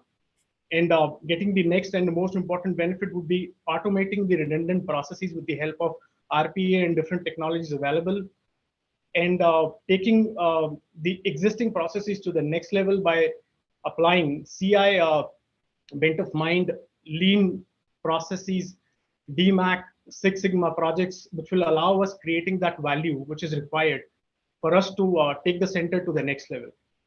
Now I invite my partner who's going to take us through what is the impact that we foresee by applying this particular solution that we have come up with. Over to you, Kishu. Thank you so much, Raja. My name is Kishu. I'm from Team Whirlpool. Putting together, 2 or 3 thoughts while we look at this business case is, understanding what is our financial productivity, which is going to come out of this business case. Again, looking at business partnering and then transforming through transitions, deploying RPA, CI tools, which will basically give us cost optimization, building this center to a more formed, capable center. So what we understood is, from a business case standpoint, the shared service center right now has the capability in-house to look at the current transitional processes, and also, they have considerable confidence. Kishu and the team, I think, Raja, and this is time. So the second budget is on, so we'll have to interject you and stop you. So now we have the time for any questions from the jury panel. So checking with Smriti, you have a question, please. Thanks, Rakesh. Thanks, team. I was just curious. You say that you're going to transition complex finance processes to remove excess capacity. So are you saying that your current center has excess capacity? And if there is that excess capacity, at what skill set are they? And the complex finance processes may be actually at a different level of skill set. So I just wanted to understand that. Thanks for the question, Smriti. Smriti, that's the reason why we were more focused on getting the talent also from externally from the market. So the people who will be hired externally would be the ones who will be leading these complex processes, and people who are still taking care of the redundant or the regular finance processes, more simpler in nature, would be the ones who will be given opportunity to upskill themselves. Because as a team, they still would be able to add that particular value and learn that skill fast enough. However, from the leading standpoint, we would still have people coming from the external market who would have the necessary experience and would be able to lead the processes without any service level dips. Okay, thank you. Thanks.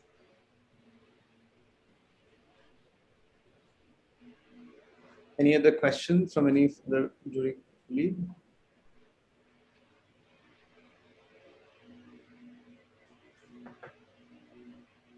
Rajesh, you have a question?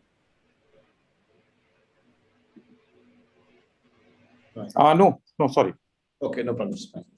Okay, I think thanks, Team Whirlpool, for sharing your thought process and the story. It was very nice to hear that, and the way you talked through some of the pointers and your responses.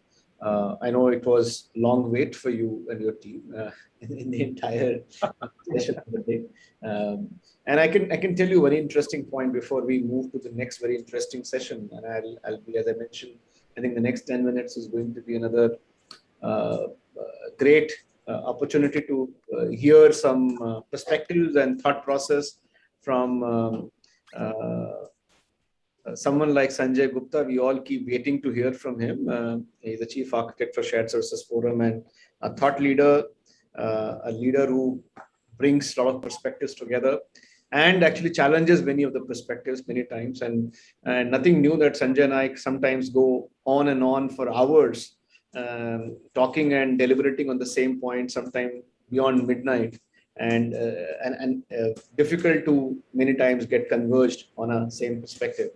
So, and I think one of the points we had was also about, I can share with you very, very honestly, all of you, is that when you have a 3.5 hours of a session and one after other presentations happening, we all can say the first few had their own advantages. Some in between had their own advantages because they have already heard something from the first few and the kind of questions. And the last few have more advantages because they were already through with the kind of questions. And there could be a counter argument by saying, the last few had a disadvantages because the first few already talked through some of the important points and so on and so forth. So that's a kind of perspective. And I can tell you this was an interesting point where Sanjay and I deliberated for a few hours. And then finally we said, okay, everyone has an advantage and a disadvantage. It's about how you and where you land your point. So with this, I will request Sanjay to take it over from here and share quickly some perspectives, how to look at the same case story, what should be some of the thought process you should keep in the mind when we look at a case story like this. And also it will be a good time, and I'm sure all of you will be ready where the voting is about to start. So over to you, Sanjay, and I'm sure the host will announce the voting link. So over to you, Sanjay.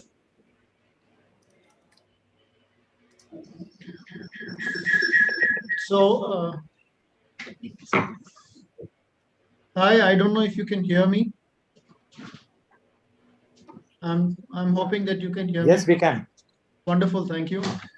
So hi and very good evening to everyone. And at the outset, I must admit that this has been one of the most enriching sessions that I have personally attended, because the perspectives that I got from listening to 18 different leaders and leading organizations all across were really enthralling. It was great to hear different perspectives, and especially great to hear the way these businesses are thinking in terms of how these services and service centers are going to be being used for the benefit of the organization as a whole. At the outset, the one thing that I do want to say is that there are no correct solutions. From the little experience that I can share with you, I've realized that there are no perfect solutions to anything. And this term, best in class, in my opinion, is a little hyped, because everything is contextual, and one has to look at best in the context in which one is. Situation given was a very hypothetical situation, simplistic but very hypothetical, with certain remarks being added so as to induce the teams to think in terms of mere simple and simplistic insourcing, if I can use the word, from the head office, and being in a way greedy to take in the additional more lucrative processes, if I can call that lucrative, so as to expand your energy and become a much more important individual in the organization, or a service center in the organization. So it is contextual. None of the answers are true reflection of what the situation might bring. None of the answers are wrong, but some of the answers are more complete, if I would say, than the others. And that also is again contextual, because it all depends upon the situation and policy. Let's go back to the problem for a minute and see what was the problem. The problem was that this is a 4-year-old center. And the 4 years, the center has become a super specialist in the areas that it is. It's clearly a finance center. And in the finance businesses, it's become a super specialist. It does excellent work around AR and AP and reconciliations and everything around GL processes and payables and employee-related reimbursements and everything else, which are so core to financial centers. And it does very, very good job. The other thing that we've learned from this problem is that it is very good in knowledge transfer.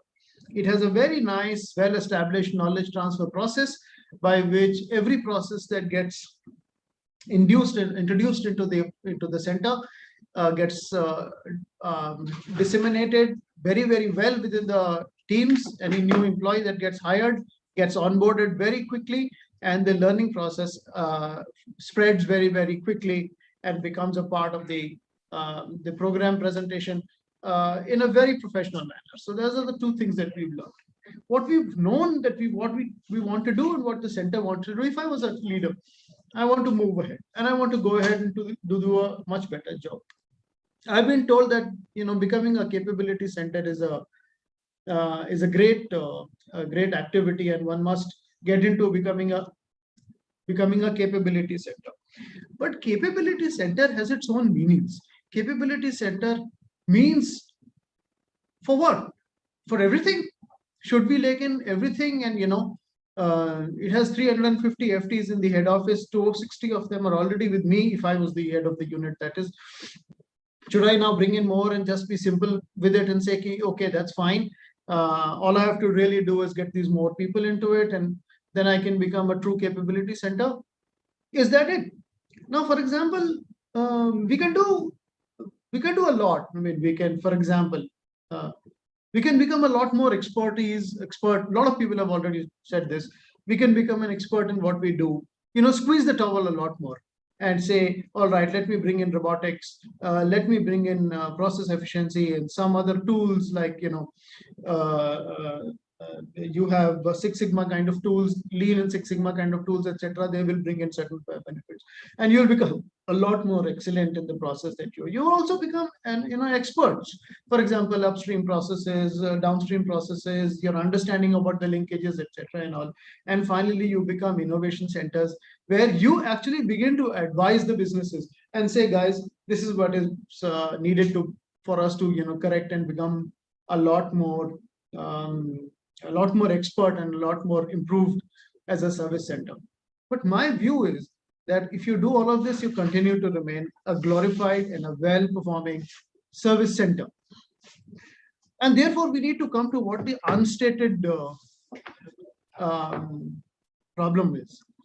The unstated problem for any service center head is that we need to be a significant and a strategic contributor to the organization. And we need to become a strategic asset. And to that, an indicator or a signal is, do I have a seat on the table? This is a very common and often stated statement saying, I want a seat on the table, etc. But what does it mean to be on the seat on the table? I should be listened to. My view is as important as the other important business people in the organization. So if there is a business head who's making a decision or is having a conversation, I want to be a part of that conversation. And therefore, I can't be relegated just to a service center position where I am only asked if there is a service need. Otherwise, I'm not being referred to. And I need to move up the value chain. So first thing, it's a small service center. The service center has only 260 people out of the total 350. The pie is not really very big. But nevertheless, given this pie, I want to become a very important person. And how do I do it? So I have to look at what are the assets that I have. What is it that is my strength? And if I look at my strength, the strength is that in the businesses that I do, I'm fantastic. I do very, very well. However, and by the way, there's another thing that I do very well. I do a lot of very good knowledge transfer program.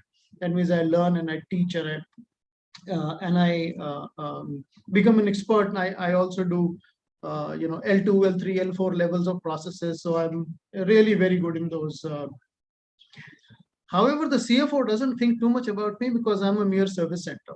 And I need my first step to be able to tell the CFO, boss, please depend upon me. I'm a great guy. I know my work. I know how I do these things, but don't look at me only as a transaction center. Please look at my capability. What I have done till now cannot become the limiting point of what I am capable of doing. How do I convince the CFO?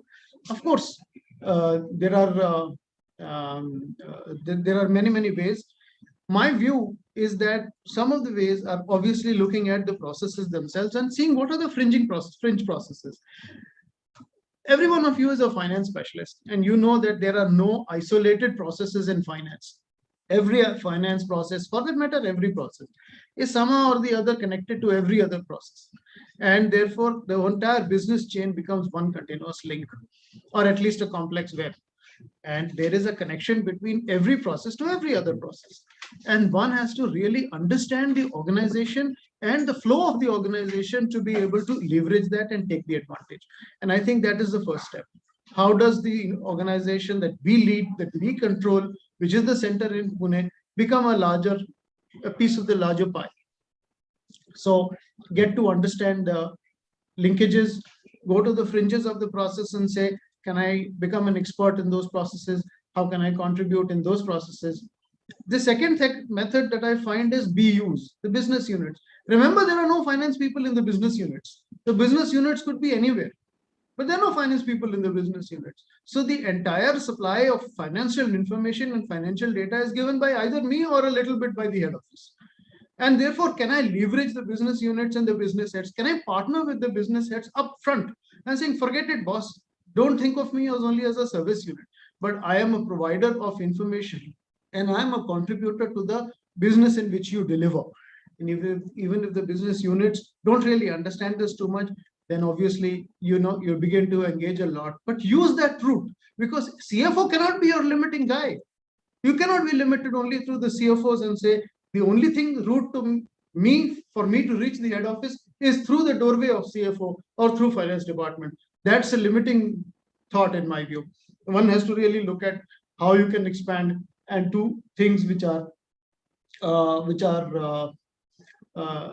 outside this. Another thing that I can think of is that why should we restrict ourselves to only providing services in finance? And some of the contesting teams have already talked about, looking at processes which are outside of finance. Many of these centers already do it. And it is important that we introduce this thing into our center. Our center, 260 people, all finance.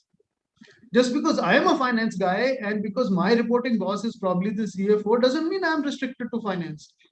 If I have the capability, if I have the intention to becoming a strategic asset to the organization, my first aim should be, what can I do to expand the scope and become a lot more valuable to the organization as a whole, not to the CFO alone.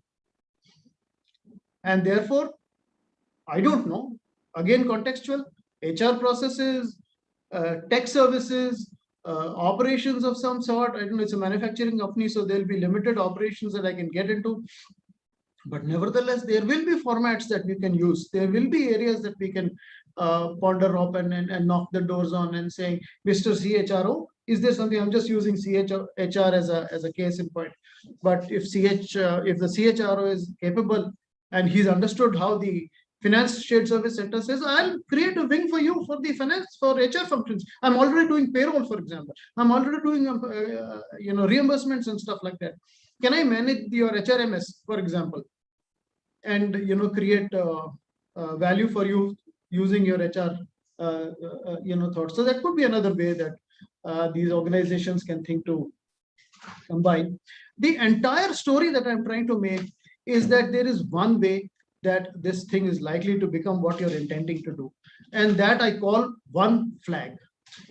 When I'm saying one flag means I am not a service center in isolation. I am not finance in isolation. I am a cog in the entire organization, but entire organization. And the entire organization means it's the enterprise that I have to think of. I cannot be thinking of my organization as in my service center, Pune-based service center, and say 260 becomes 300 balle balle. That cannot happen. That balle balle at 300 is a wrong statement. You may become 300. You may become a lot more than 300, but that cannot be the aim that you start with. You have to look at the organization, and we must be enterprise focused. Enterprise focus means thinking about the organization, even if it means that the center in Pune is disadvantaged, even if it means there is a reduction of some sort, even if it means the value that you may attribute to the center is lesser, but if it benefits the organization overall, and that mindset is extremely important. Are you thinking enterprise, or are you thinking my center? Are you thinking me? Are you thinking we? And we here means the enterprise as one, and not necessarily just the center. And therefore, migrating businesses, which is a great thing to do, migrating businesses cannot be because you want to increase FTs. There have to be other reasons why you want to migrate businesses from the head office into. The minute you get into thinking enterprise, there is a mindset change which is required. For example, we talk about customer orientation, and then we get into this very big question on what is a customer. As a service provider, my customers are the BU heads who are all over the world. But is that true? If I was an enterprise officer, then my customer is the guy who's going to buy my products, the guy who's the consumer of the product most likely. If an FMCG product, then certainly the buyer is the consumer, and I will look at those customers as my customers. So every action that I do must have a customer impact. And if it does have a customer impact, then I will think about every process change around the customers, even if it means thinking very differently from just the BU deliveries. Same is the case with goals. Of course, all my processes are already under red, amber, green. All my processes are already green, more than green, all that stuff. But that cannot be my limitation. My goals have to be corporate goals. If the process that I do does not have an impact on the business goals, whether it is acquiring more customers, or it's a top line goal, or it's a bottom line goal, or whatever else it has, if it doesn't have that, then obviously the goals that I set for myself are very limiting, and we must create larger goals. So that's an important. Same is the case with governance. Same is the case with compliance, for example. I mean, there is compliance that we have to look at for ourselves, and obviously compliance as for a finance function is a very, very serious activity. Because it has a lot of exposure linked to miscompliance. However, you have to look at compliance not just from the point of view of your center, but your finance, but the organization as a whole. And there may be a shift in the mindset. So outsourcing question was given with whether outsourcing was an important feature. Whether we should look at outsourcing or not, it's not really important whether you finally go and outsource. Why would you want to outsource? Why does the CFO even think that outsourcing is a great place to go? Because obviously there are advantages in outsourcing. There's a big list. I don't want to go into all of that, saying what is the big list of outsourcing. But if it is required, the point that we have to make is that in the project plan or in your thinking, did you even think that outsourcing was an option? And even if it means detrimental to the interest of the organization, but can you go into an outsourcing model and then do outsourcing, which does not mean that I'll lose control, because you're not going to lose control. It is going to be my center which is going to outsource, not the head office. So the control and responsibility continues to remain with me. Same is the case with technology. These board members, fancy guys, they want all high-tech technologies to be put into the place, etc., and they're willing to make the money investments and stuff like that. I don't think that's necessarily a very good idea. You need to put context into place, and blockchain technology, great for a blockchain technology, but it's a 350 finance center. I mean, billions of dollars will be, put into, dumped into this blockchain or whatever technology whatever technology you want to deploy, and not necessarily get the benefits out of. So what we advocate at all time is integrated technologies. How are we going to be using the do we even do an audit of the ERP? A very large part we've seen of the ERP deployment is underutilized, misutilized. So do we even do an audit of where we are on the ERP deployment and utilization and get some kind of a blended program out of it? So I will conclude now by basically just saying 2 or 3 very simple things. First, there has to be some principles that we have to define whenever we think about this. 3 principles I can think of. One is contextualize everything. It has to be in the context of where we are. We are basically a small finance organization. We are a small organization. I'm not a 1,000-man center. It's only 260 FTs. So there just has to be something very important. If 260 people means you don't need to outsource because it's a very small, highly manageable. Nobody in outsourcing world will even consider even if I was to outsource the entire thing. But nobody will really, take this very seriously. Of course, some part of it can be done, etc. So contextualize. Second thing, think enterprise. Organization has to be the one goal that you have to think of, and all the programs that you do has to be at the organization level. And the third is think holistic. Think of the whole process, upstream impact, downstream impact. There are some people who gave the 360-degree impact analysis, but 360-degree impact analysis is very important. An activity that we do over here, how does it impact my customers or the company's customers, the shareholders, the employees, the providers, the government, the social sector, the environment, for example, etc. All of that. So one has to really consider this thing. And then finally 3-pronged strategy. Get the CFO to be a part of your organization. Make sure that he understands my current performance as well as my potential. Apply enough thought on specialization, whether specialization is myself or whether it is outsourced to a third party. That is a contextual thing one has to think about. And finally, keep the end game in mind. The end game being very simple. I don't have to own everything, but I do need to put a process in place where I need to be excellent in the transactions that we do. I need to own the transactions. I need to be really superlative about it.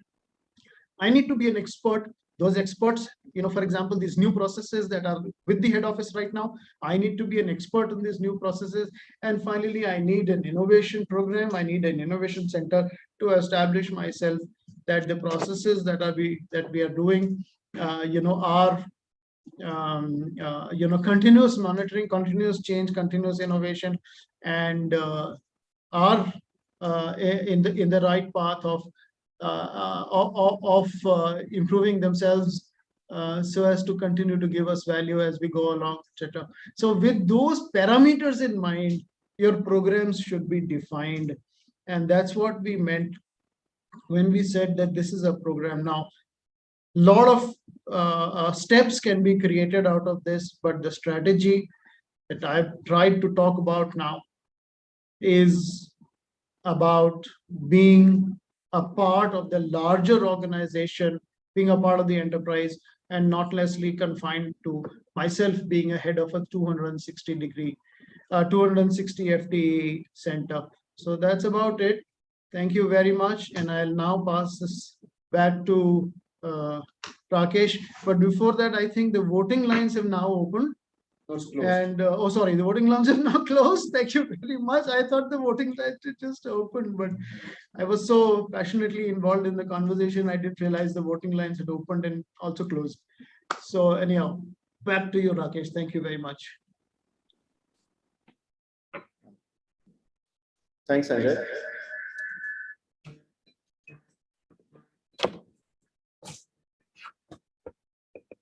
Thanks, Sanjay. I think it was quite insightful as always to hear from you. And I think, of course, I missed a bit of your address because there are a lot of actions which was happening at the back end all of a sudden because of this whole the scores were getting compiled, and then the kind of votings were happening, and I was pulled in because to get a quick check on the live votings as well, because the jury votes have come. It was easy to compile, etc., etc. But I think from an audience choice point of view, what happened was all of a sudden in the 3 minutes, and the time which we gave 3 minutes, we actually extended. I know there are some messages coming in saying, oh, we couldn't. It was supposed to be a very short period link to be opened, and that's the way it was. If few of you have missed to vote, I think we can just say, I mean, we are sorry about that. I think that's a part of the game and the process. But the beauty is we have received more than 1,000 votes. And after dew dipping also, that's a kind of number. So what we were doing at the back end was also dew dipping, because we realized that some of the leaders were able to very quickly find the means and ways to vote twice from the same email ID, and the backend was doing that dew dipping. So the dew dipping was done completely, and after that, still we had close to about 1,960 or 980 votes. I think the interesting thing is that the kind of numbers of the votes which we saw, and I think this is where I just got this sheet now, which says that the number of people registered from that company versus the number of votes, there's a stark difference, which means that you might have only say 30 or 40 people participating from your company, but the votes may be in tune of 150, 160, which means that the other organizations also have very much responded to the votes, which is important, because it was just not limited to the your own organization voting for it. At least the top 5, that's the way we look at it, because I asked for that quick metric to just share with me the number of participants logged in from that company versus the number of votes. So is that it's all about the people in the same company, or is it also beyond that? And I think at least the top 4 or 5, it shows at least the 3 is very clearly a huge difference in terms of the number of people logged in versus the votes. But before getting to the audience choice award, I think the now time is to announce the winners. We have got all the scores from the jury, and the scores are compiled. The winners are identified, and as we go to announce the winners, I'll request all my fellow jury panelists to switch on their videos if they're there, so that yes, yeah, good to see you, Rajesh. Good to see you, Anand. So before we just go to announce the winners, one thing which is important is, I think we received a lot of other messages in between too from some of the jury members, that many of the presentations where a lot of interesting thoughts have gone into it. A lot of efforts have gone into it, and the way the team has come together to prepare for it and summarize their solution, and the passion which has been put behind it. So if they are not even going to appear in the top 3, I don't think it is anything as a reflection of the quality of presentation. It is not the reflection of the intellect they bring in, or anything to do with the kind of work they are doing in their organization. Because this was a hypothetical case story. This was completely to do with what you presented in the context of that case story, and it is not about what you are doing within your organization. So this is not anything to do with what you're doing in your organization. Just wanted to bring that up. And a lot of passion and effort has gone into it. And all of us feel unanimously that a great effort, and congratulations to each one of you for pulling this together and the way you have come across to share your thoughts and strategy and strategic impact. Before I go with the typical order of the first runner-up, the runner-up, and the winner, and the audience choice, that's how we will do it. And I'll request one of the jury members to announce it. I would request if anyone from the jury panel wants to say something before we move on. Anyone from the jury panel wants to add something based on the experience today. I think Rajesh, you want to add something? I can see you being unmuted. No, I wanted to, one is really thank the Shared Service Forum for organizing this channel. Having been in this industry earlier in my life, I think that, this is a very real life challenge that all the shared services leaders struggle with.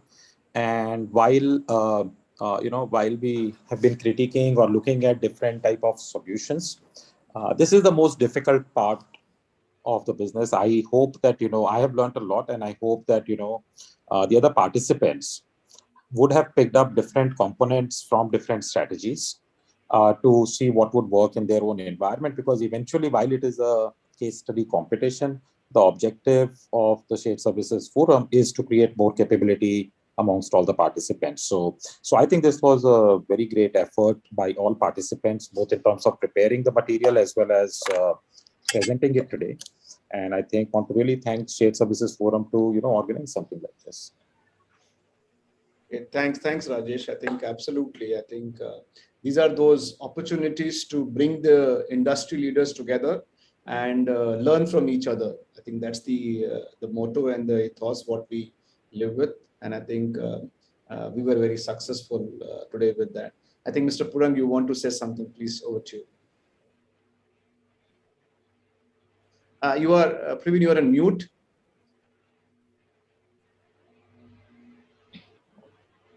Sorry, my apologies. I actually wanted to comment the manner in which the whole process has been conducted, because initially I was very apprehensive that for 18 people to complete in every 4 minutes, is it going to be feasible, or we are going to extend the time, etc. But I think the credit goes to the presenters also. They were able to manage within it. And of course, most of the credit goes to Rakesh for moderating the whole thing in such a manner that we have been able to keep the timelines. Thanks to Pallavi in the back office that she has been able to put it up, everything together. And I tell you, for me, it is a great experience to see such a kind of a thing happening well within the time limits that we thought of, which were appearing to be extremely difficult. So all the best, my compliments to the entire team for this. Well, thank you. Absolutely. And I think all credit goes to the backend team. I was just trying to manage the session here. I think a lot of work which was happening at the backend, I think Pallavi was absolutely leading it minute by minute. Absolutely. Thanks for those kind words. If Smriti or Rohit, you want to add something to it? Yeah, I think what Rajesh and Praveen have said is absolutely spot on. The process has been handled beautifully. The teams came together very well. And I was just reflecting for everybody over a weekend, at least at the start of the weekend, coming together, that kind of a commitment. And, Sanjay Gupta said something about think enterprise, and I'm thinking country. And I'm saying, if everybody's putting their thoughts together, since all the teams, I assume, listen to each other's presentations, this is also working a bit like a think tank, right? And India really created a very solid position for itself as, the back office capital for financial services.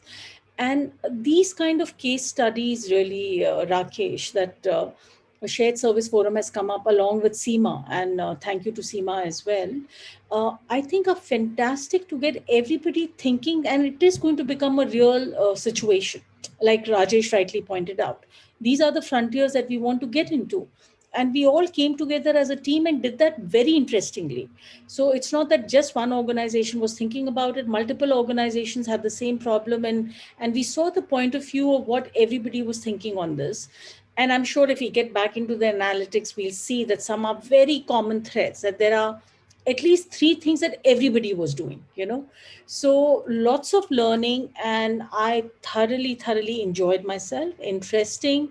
And really kudos to the participants to come together with this kind of a commitment and passion to get into that continuous improvement and innovation for whatever you're doing for your businesses.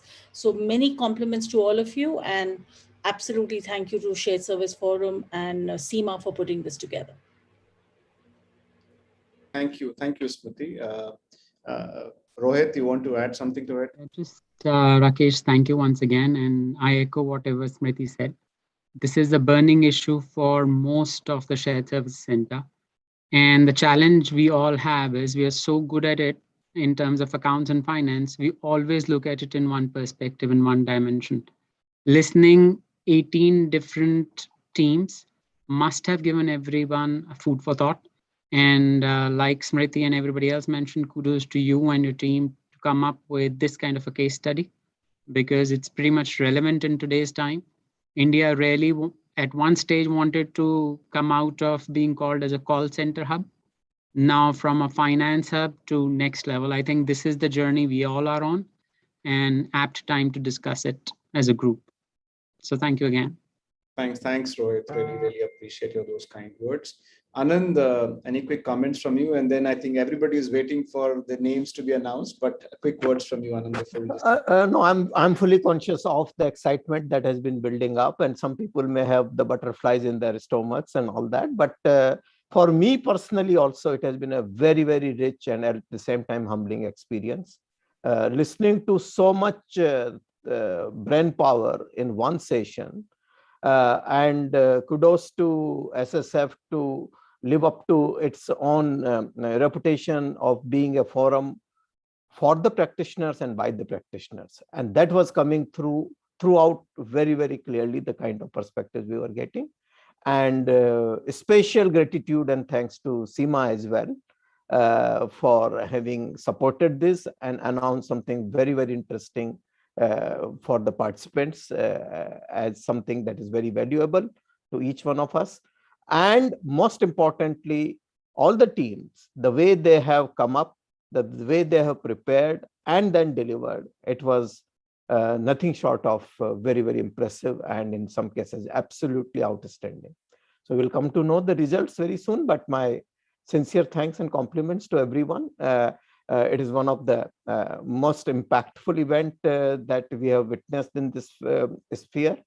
And even from technology enablement and all that, all the capabilities of the platform and the people managing it from backend and all that have been stress tested today in a manner that gives us a lot more confidence for the future. Thank you. Thanks, Anand. Thanks everyone, and all of you. It was an excellent evening, well worth spent, as we all were talking about, a lot of learning, a lot of exchange of thought process. Without taking any time further, I will request both Sanjay and Pallavi, if you can come on a video, please.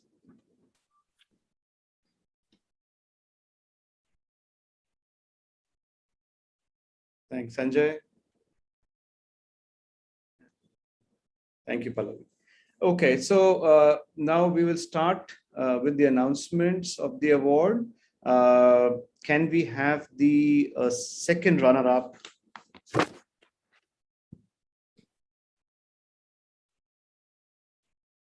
Okay, so second runner-up is Team Tata Steel Finance Center of Excellence. Congratulations. Very well done. Team Tata Steel. I don't know if you have anybody from Tata Steel. If Sushil, you are still there on the call. Thanks, Rakesh. Thank you so much. Thanks to Shared Services Forum and the jury for this recognition. Thank you so much. Congratulations to the entire Tata Steel team. That's the second runner-up, and of course, there are some gift vouchers also, as you know, besides the certificates, etc., which will be also shipped to you. I mean, there'll be a plaque, etc. I think the next one is the first runner-up. So, can we have the name for the first runner-up? Oh, this is Team Barkadia Services. Congratulations to the Team Barkadia Services. If you have anyone from the Team Barkadia on the call. Yeah, thank you, jury, and thank you all the panelists for giving us the opportunity. And we were thrilled to participate and represent Barkadia in this forum. Thank you so much. Congratulations, Vishal and the entire team Barcadia Services. Time to celebrate over the weekend, right? Now this is the time to have the winner, please. And can we have the name of the winner? Okay, this is Team Inca Services, which is Team Inca Services IKEA. Congratulations. Thank you. Team IKEA, Team Inca Services. If you have somebody from the Team Inca on the call. I'm here, Kaushik, and Charan and Sukesh are here. You guys want to go first? You didn't have much air time. Can you please go first? Sukesh, Charan.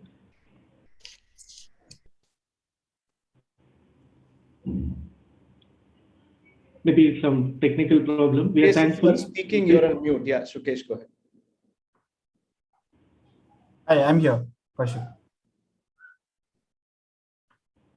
So Kaushik or Sukesh, you want to yeah. A wonderful event.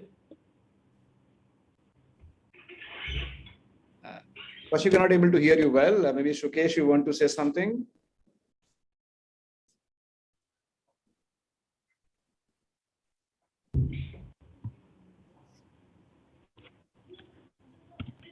Can you hear me now? Yes, yes. Yeah, okay, thanks. So thanks a lot for the opportunity. Everybody.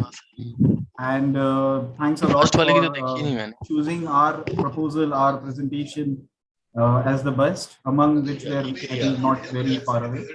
All in all, it was a good experience. We took a lot of learnings by hearing others, some very good thoughts and eye-openers for us as well, especially Tata Steel and the one which were first runner-up. We were really hoping that they might be the best ones, but I mean, glad to be the winner for this. Thanks a lot for the opportunity. Absolutely, and a lot of compliments to the team, the way you came across in terms of putting your thoughts together. And I think even the summary slide was very well created, presented.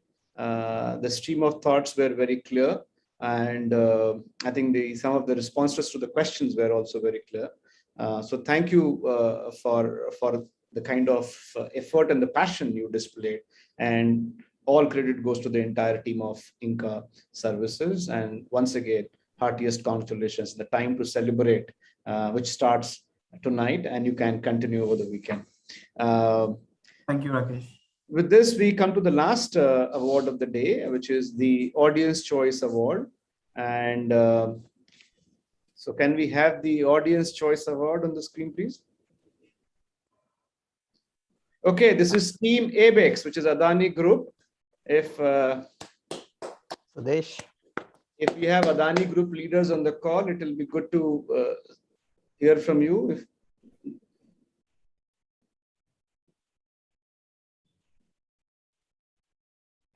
Do we have anybody from Adani on the call? Sudesh here, Rakesh. Yeah, Sudesh. Hi, Sudesh. Yes, we can see you. So I think, thank you for this opportunity. And, it was actually a very, very fruitful and very insightful session, Rakesh. So, heard lots of new things and lots of different things from different practitioners. So award is one thing, but more than all of those things, it was more for a learning for us. And we actually made good use of this opportunity. So thank you, Shared Service Forum, and thank you everyone for this recognition. Thank you so much.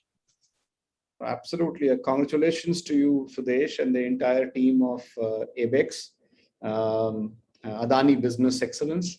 And the team has done a great job. I think you were pretty much neck to neck also on the jury scores.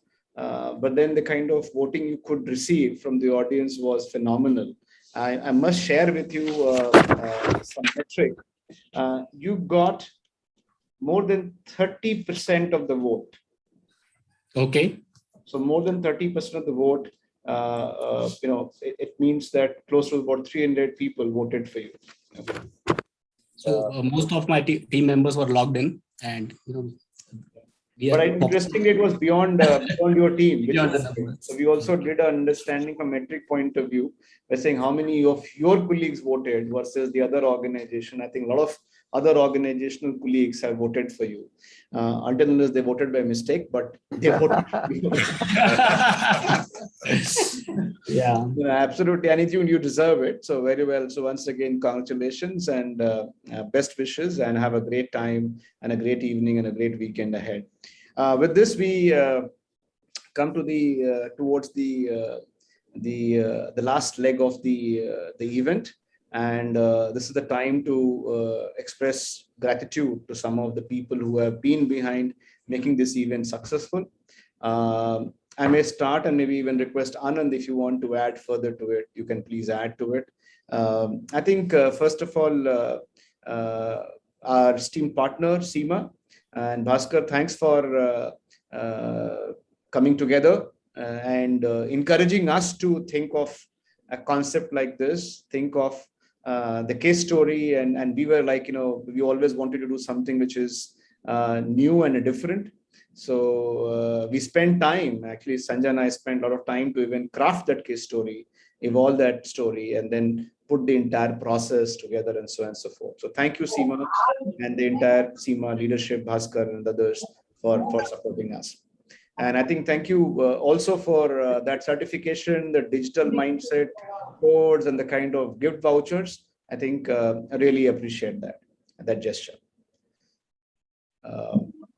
With this, I think also I will take this opportunity to express a lot of gratitude to all the esteemed jury panel members. I think finding time amidst your busy schedule, I think still we call it towards the weekend, but I know with this virtual world, 6:30 is not the end of the day, because you are still expected to be at the work, you are still expected to respond to your emails and messages, and given the kind of a role many of us play in our respective organization, we have a lot of responsibilities and a lot of things which requires urgent attention, which requires immediate responses. So taking time out for close to almost like 3.5, 4 hours, it's not easy. And a lot of gratitude and sincere thanks to each one of you for taking that time and spending this 4 hours with us. And this is not just 4 hours, just to mind the people who have logged in. The last weekend as well was another time where all the esteemed jury panel members were busy looking at your presentations. And believe me, when it is 12 pages into 20, it is that kind of a number. And it was not like a cursory look. It was diving into some of it and then filling up. I will say it was not so easy Excel file. It required some application, some 10 parameters and so on and so forth. So finding that time, filling that information, sending it out. And I can tell you on top of it, at least, if not more, 20 calls from my team and 20 messages from our team. So I think Pallavi would have been constantly reaching out to you by saying, okay, by what time you're going to send it, etc., etc. So thank you for patiently bearing us and gracing this occasion, and also providing your insights and contribution as a jury panel member. So thank you, each one of you. Thank you, Mr. Praveen Purang. Thank you, Smriti Ahuja. Thank you, Rajesh Garoria. Thanks, Anand Maheshwari. And thank you, Rohit Kharbanda. Thank you, all of you, for a great support to this event. I think this event could have not been successful if we had not received the kind of overwhelming response we have got from the participating organization. The way you guys raised your hand by saying, yes, the moment we announced the event, you all just came in and said, okay, we would like to participate. In fact, there were a few more organizations who were keen to come in and participate, but at a point of time, we said, okay, now we'd like to keep it to this number, and maybe we will have another challenge sometime soon where we can have a different topic and so on and so forth. We can look at it. So we wanted to restrict to the X number for this challenge. And then the way you adhere to the entire process which we laid out in terms of submitting it on time. We gave some tight timelines. We restricted the way you have to present the entire story, the 12 pages, and the way the content has to flow, or even giving us the one slide, because we wanted this one slide to reach us by Wednesday late night. And I think it was absolutely complying to all those processes was phenomenal. Even today during the session, the way you came across, switching on your videos, maintaining some of those hygienes. And I can tell you, I think in the last 1.5 years, at least one thing which has changed in me is every virtual call, or even sometime while talking in family on a dining table, I keep asking, am I audible? Am I audible? Because so much of virtual calls, the first opening statement sometimes is this is, am I audible? Or your slide dikh raha hai mera, and all stuff like that. So at least none of us were doing that as we were part of these sessions. And I think it was pretty well managed by each of the participating organizations. So a lot of compliments and congratulations to each of the participating team. I know some of the teams would be feeling a little disheartened that, at the end of the day, winning is winning, no doubt. But I must share with you all that the kind of document which has been created, the kind of story which has been created by each one of you is phenomenal. In fact, we are going to create some analysis out of it and share it back with the participating team as a story by saying, what kind of, like Smriti was talking about, some common themes, right? How we should look at these common themes, what more, and as Sanjay was talking through, we'd like to bridge this two together and come out with some thoughts as a part of a story. This brings me to the end, and I must take this opportunity to express my sincere thanks to the team which was working at the back end, working day in, day out, with a lot of efforts, focus to make this event successful, very ably led by Pallavi Jaiswal. I don't see her on a video. Pallavi, if you can switch on your video, it will be helpful. I think she has been absolutely in control, pretty much leading on every aspect of this event.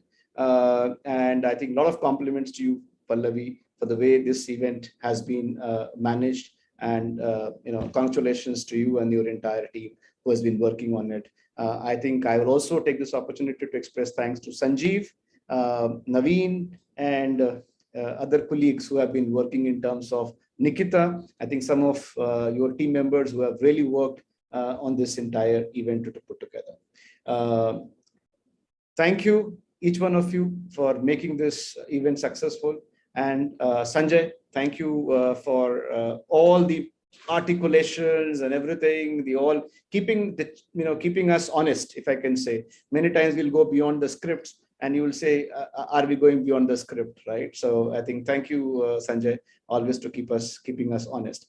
With this, it comes to the end, and thank you, each one of you, and have a great evening and a great weekend. And the winners, please do enjoy. I think as the saying goes in Delhi, that if you're a winner, you should celebrate. If you're not a winner, still you should celebrate. So cheers. Take care. Good evening. Bye-bye. Bye.